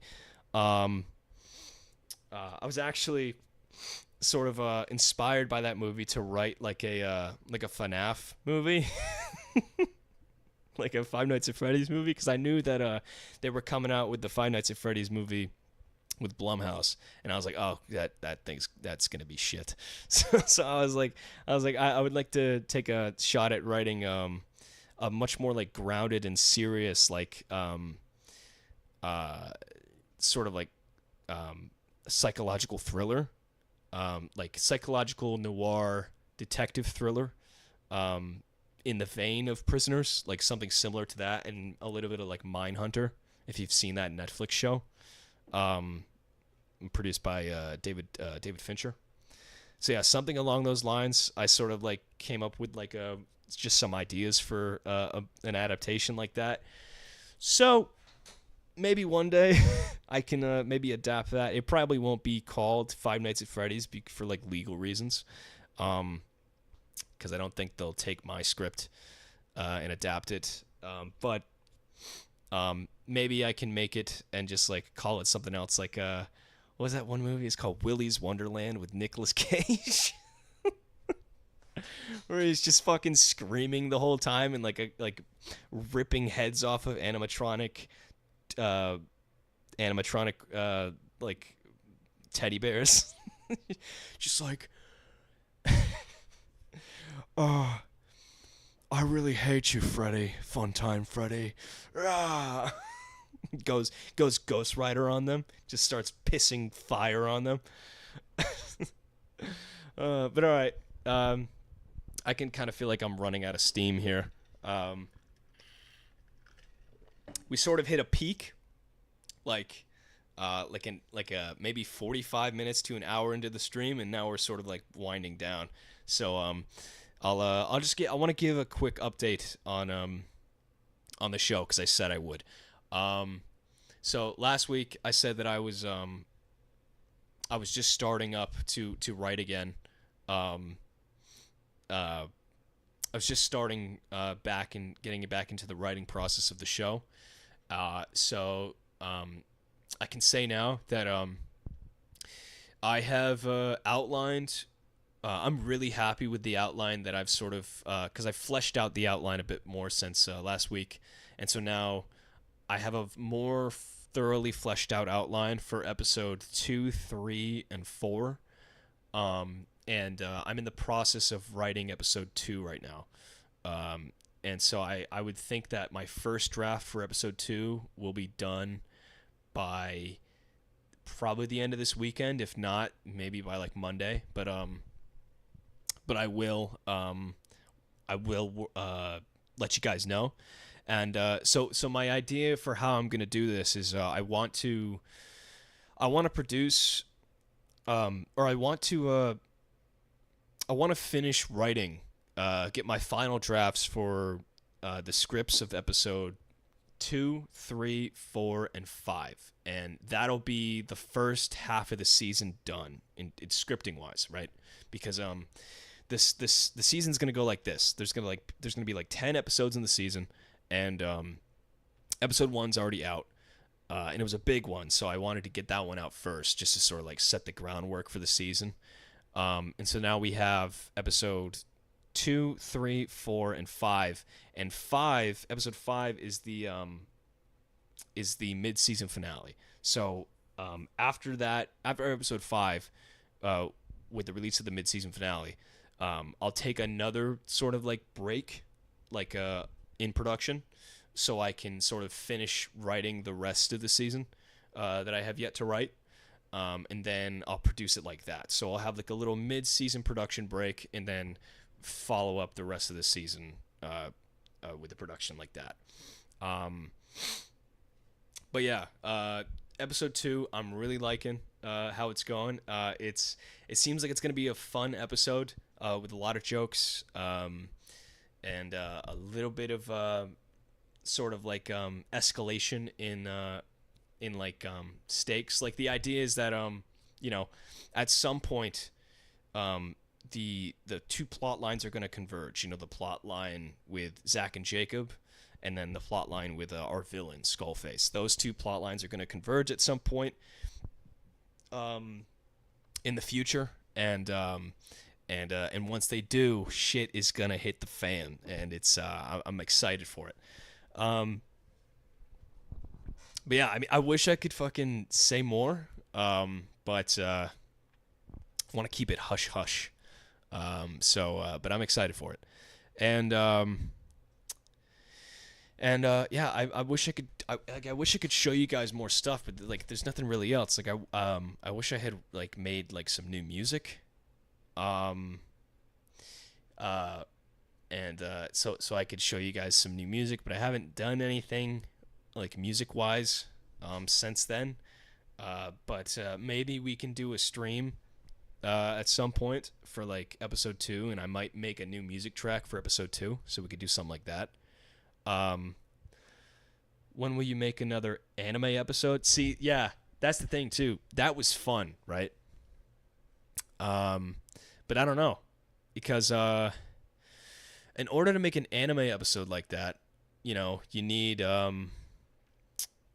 you need like players, like the reason why that concept works is that you have your protagonist and your antagonist, and both of them are modded players, so you would need a modded player, and there's no like modded player in the main cast right now. So we'll see. I have plans to do something like that though in the future. That's the other thing too. I'd like to know your guys' opinions. Would you be like interested in like one-off episodes, like that is sort of devoid from the main plot of the main show? Like, I'd like to do other stuff besides open lobby. Like maybe at some point I'll do like live action stuff that is completely devoid from like anything about the show, but but I'm thinking in terms of, at least for like, if I was gonna make more machinima stuff, I was thinking like maybe do like an open lobby sort of like spin-off, where like similar to like the Christmas special, where like that is sort of detached from the main plot, but it's just like a little one-off episode that I just came up with a funny idea and I made an episode.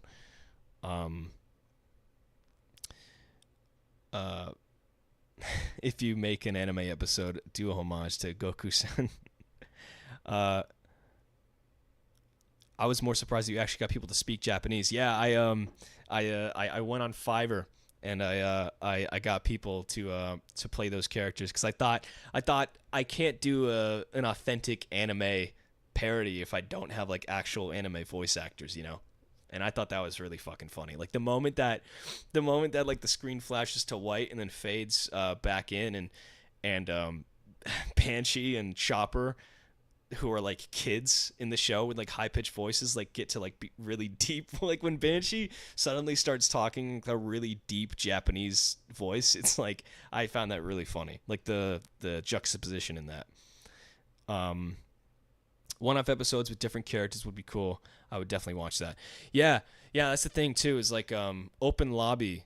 Initially, the idea was that the show is about, like, the reason why it's called open lobby is because multiple different characters, like it's not just like, it doesn't follow like a singular like cast, right? Like one episode you could follow a story from like a couple of characters, and then the next episode it's a completely different group of characters, right? That was sort of the core idea of it, right? But now with season 2, since I'm following like a more like serialized narrative, each episode sort of follows like the same group of characters. So I was thinking maybe do like some one-off stuff like that would be cool. That was the best part of honestly. Yeah. The juxtaposition of Banshee being like a super deep, like having like a super deep, rich anime voice I thought was just so funny. Like the whole concept of that episode was like just like that is sort of like what happens when my brain just when I just let my brain run with ideas. Because like the initial concept for the episode was just, I want an episode where I parody anime. That was the initial idea. There was nothing. That was the essence of the episode.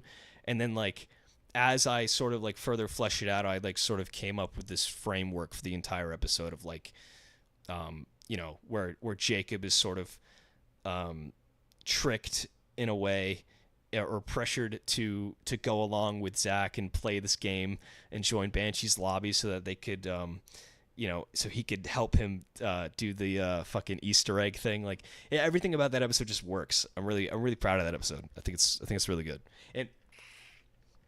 And that episode is like sort of like the essence of like what I was trying to capture with the show, which is like that, to me, that episode is like something that could have existed like 15 years ago when machinima was when Halo Machinima was at the top of internet entertainment. Like I could see something like that being produced back then. You know what I mean? So that was the sort of the idea there too. I just love the idea that the best player is a squeaker and not some basement dweller. Yeah, yeah, yeah, yeah. I feel like that is like very like a stereotype though. Is that like the OG OP player is like some just like kid, right? Like I feel like that is a stereotype in itself. And so that was another thing, was like using that stereotype as again another sort of like homage to machinima back in like the early 2000s or the late 2000s. Hell yeah, fuck yeah, man, dude, this was fun. This was really fun. I was sort of like, fuck, is this gonna be like, is anybody gonna care about like tuning into this stream tonight? Because I was like it's a Friday, and I was like, are people like going out and doing shit on Fridays? And then I was also thinking, like, do people really want to hear me talk about fucking the death of Rooster Teeth and shit, and like but I felt like by doing that I could like provide some like funny commentary, and dude, I think honestly this was a lot of fun, dude. You guys chiming in about your shit when we started diverging and talking about fucking Florida and politics, that was wild. I was like, I did not expect us to be on this tangent, but that's where we went. Yeah, man, I appreciate it. Everybody who tuned in to this stream. This was a lot of fun. Like I said, I think I plan on maybe doing you got me hooked on your videos, so I'll show up. Awesome, man. I appreciate that. That's awesome. Yeah, I appreciate everybody who's tuning in and is still watching these videos. It was weird because like it's weird to like when I was worried that this is a good conversation in stream. Okay, now you guys are being way too nice. You guys need to bully me more. Like I'm too insecure to be given these compliments. You guys need to bully me more. But like I remember I was sort of nervous when I stopped because like season 1 I produced it in a way where I had a lot of episodes backlogged, and so then I could release them on a weekly basis. And that's sort of like, I feel like that sort of upload schedule really helped in like the early sort of like growth of the channel into what it is now. And like I was afraid, and it has slowed down since I've stopped uploading. Obviously, that's just gonna happen. But like I was afraid that that like because I had left for so long to work on the season, I was afraid that a lot of the viewership wasn't going to be there, and so like I would lose a lot of like the people who had come for like the frequent uploads of Machinima. But it's like dude, this stuff takes so long to do, and like I'm the one that's doing pretty much everything, so it's like it's hard to produce all these things on a consistent basis by yourself. But I'm trying to sort of do that by getting all the scripts pre-written first, like I did before.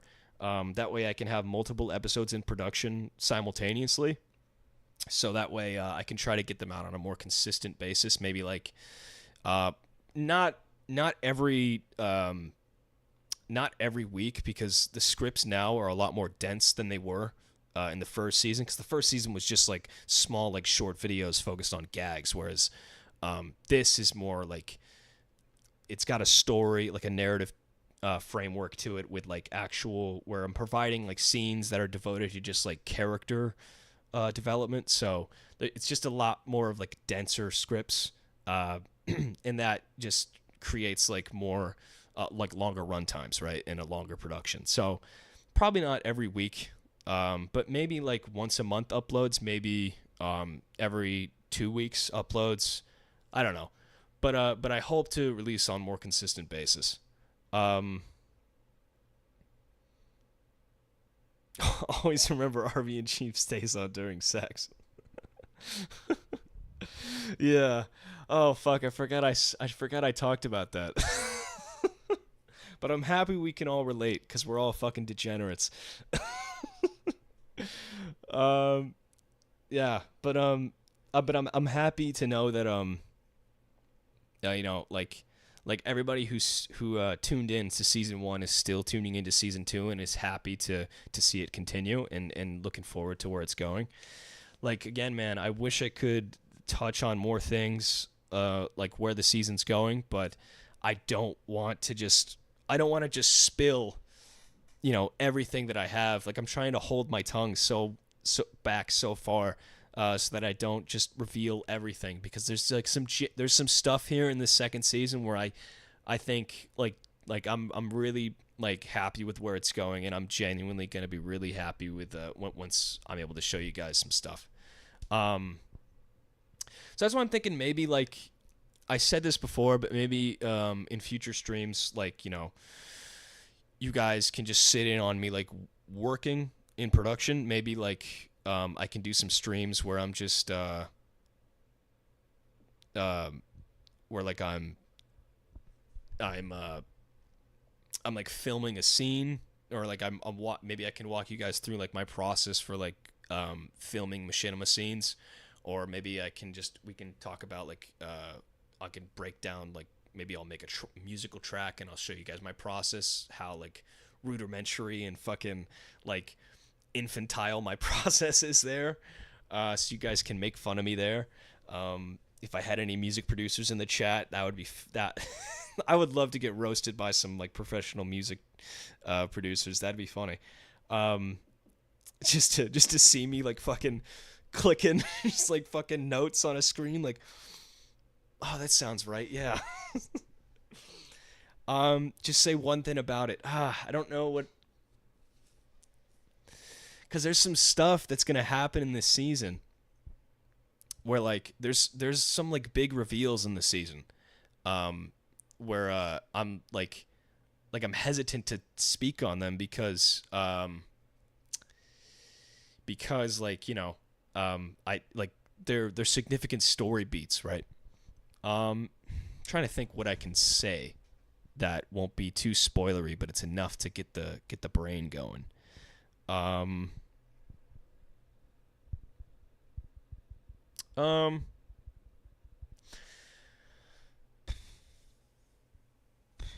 uh, Big reveal. um, I don't know. Donut comes out. No, no, no. Uh, I would say, hmm. Oh, you know what? Speaking of donut, you reminded me of like Rooster Teeth.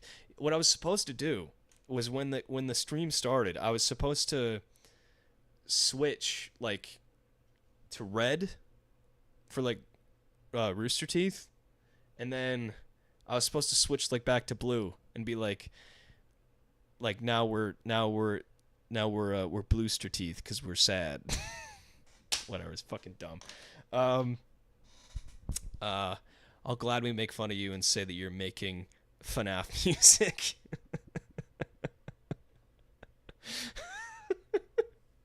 That's funny that you mentioned that, because when I went on a road trip like 3 years ago with Jacob and a few other of my friends, uh, we literally me and Jacob, while me and him were conscious and taking, because we all took turns driving up to New York, and that's a 20-hour road trip, right? So we were driving for 10 hours of that road trip. So those 10 hours that we were active, we were playing nothing but FNAF music. Like FNAF, like fan created like trap beats.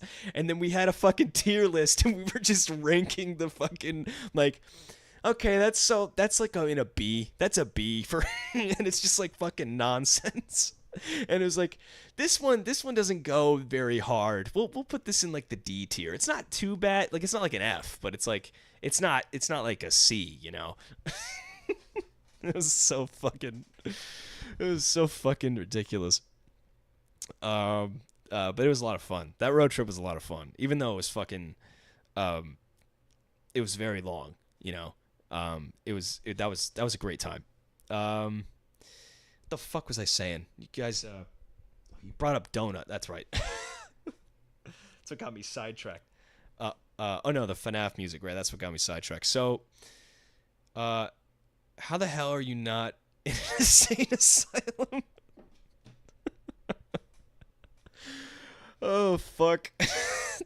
Again, funny that you mentioned that, because in my first year of university, I was in a dorm, and because it was during COVID, I was basically, I had a dorm all to myself, and it was just this big like box with like where the ceiling was like, the walls were like 16 feet tall, and so the ceiling was so far, and it was just a big white box with like one window. And the thing about it was like, because it was this big box, I was living in one room where my kitchen was in like I had an air fryer and a toaster, so in a mini fridge. So that was my kitchen. So my kitchen, my living room, and my bedroom were in the same room, and I would wash my dishes in the same sink as I brushed my teeth in. And I was going insane. I was going insane in that fucking place. And I got so fucking depressed because I just felt like I felt like I was literally boxed in, and I was losing my mind. Yeah, tier listing while on the road, right? I made a short film in that time, sort of like to showcase like the isolation that I was feeling. But the short film's not good, so I'm not gonna ever bring it up again or tell you guys what the name is. I might show you guys some like short films that I've made before, or like link to it in the future, but not right now.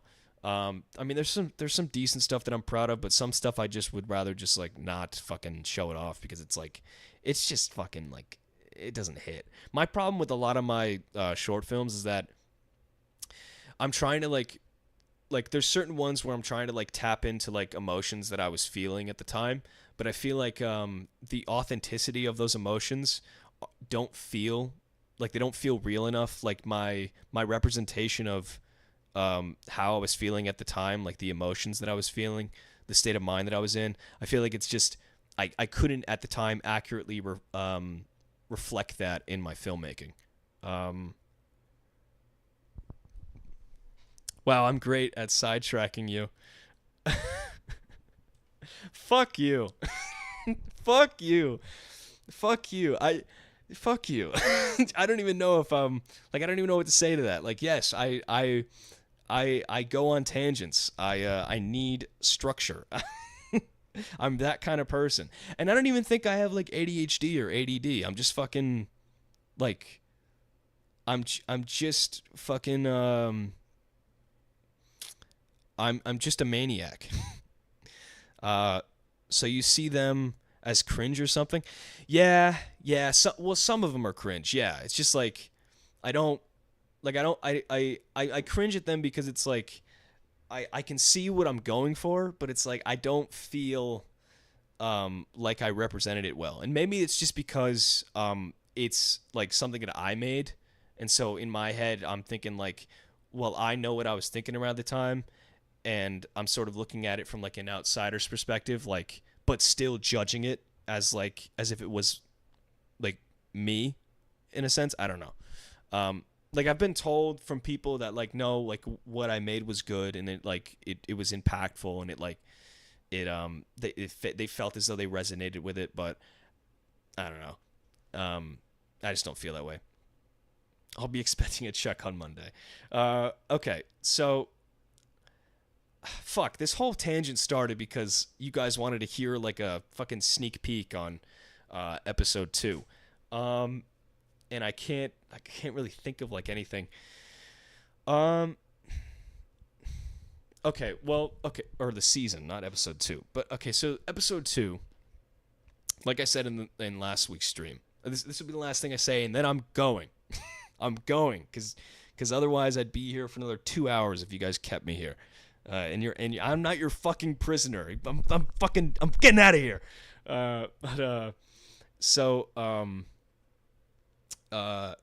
Episode 2, like I said in the first stream, was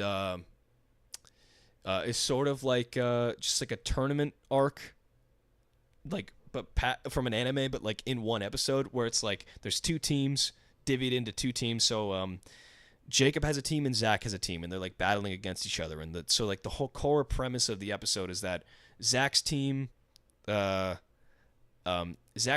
sucks, while Jacob's team is average. And because Zach's team sucks, he mopped the floor with, and so it's sort of like it's sort of a character like episode, character focused episode for Zach, where it's sort of establishing where he's at in terms of like his in his like mindset or in his like role as a leader, and he sort of has to build himself up to that like leader mantle, right? Or build himself up to this like what people expect of him, right? The expectations that people have of this believer figure, right? And so that's the idea. And so like it's meant to sort of like it's basically like one long Rocky montage where it's like, oh, he's getting his ass kicked in the beginning, and it's a struggle, and he's like, he has to sort of overcome these obstacles, and then like as the episode goes on, he's getting better and better and better, and he's improving little by little, right? And he has like small little victories, right? So that's the idea for episode 2.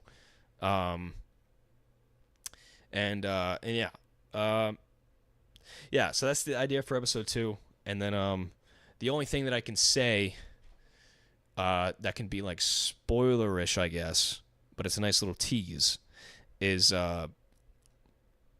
there will be at some point in the season return of some characters that were present in season 1. I'm not gonna say who, not gonna say when. Could be next episode. Episode 2 could be later on down the season, but that's for you to guess and for me to just fucking fuck you over with. So if you give it, I mean, this is this is also like assuming that you give a shit about the show enough to like me, enough to like speculate. Oh my god, who's he talking about? Who's he talking about? Is he talking about the fucking is he talking about the dude who was AFK eating dinner with his family in season 1, episode 1? The top fragger? Is he talking about that guy? The guy that was walking aimlessly in the corner on blue team? But I will not say who it is. But I will say it's probably not that guy. Oh fuck.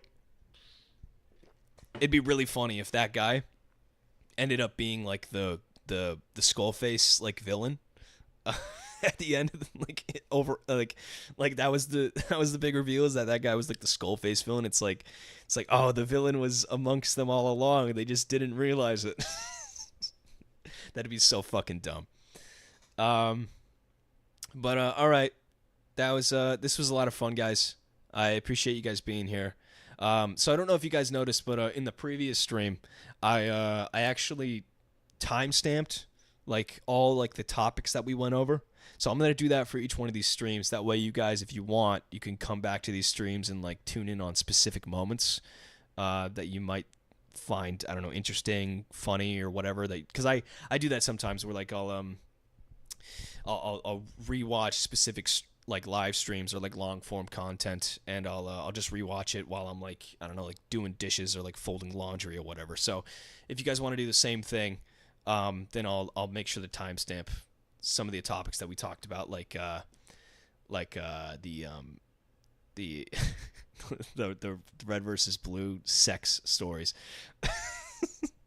and the Florida hatred. But I would recommend, if you guys are interested in like my process and like maybe learning about if you're interested in like storytelling and like maybe giving it a go at on your own, and you didn't tune into last stream or you maybe want a refresher, I feel like there are some interesting points that I touched on in the first stream that I would recommend anybody who's interested in like storytelling should tune into. Um, like if you specifically, I touched on like writing characters with depth and like creating parallel storylines. So if you are interested in like storytelling or like making this stuff on your own, I would recommend tuning into that. I mean, I'm not like a professional by any means, but I did go to school for this shit. So I think that qualifies me in some regard to give like advice on some of this stuff. So I don't know. Take my advice, don't take my advice. I'll just go fuck myself, I guess. But but I appreciate you guys tuning in. And hopefully I'll see you guys in the next stream. I don't know if I'll be doing one next week. It just all depends if I have some stuff to talk about, Like we had some stuff to talk about this stream.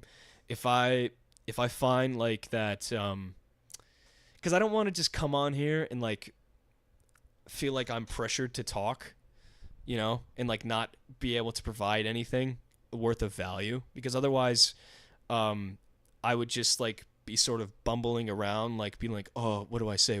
I'm live right now to people, so we'll see.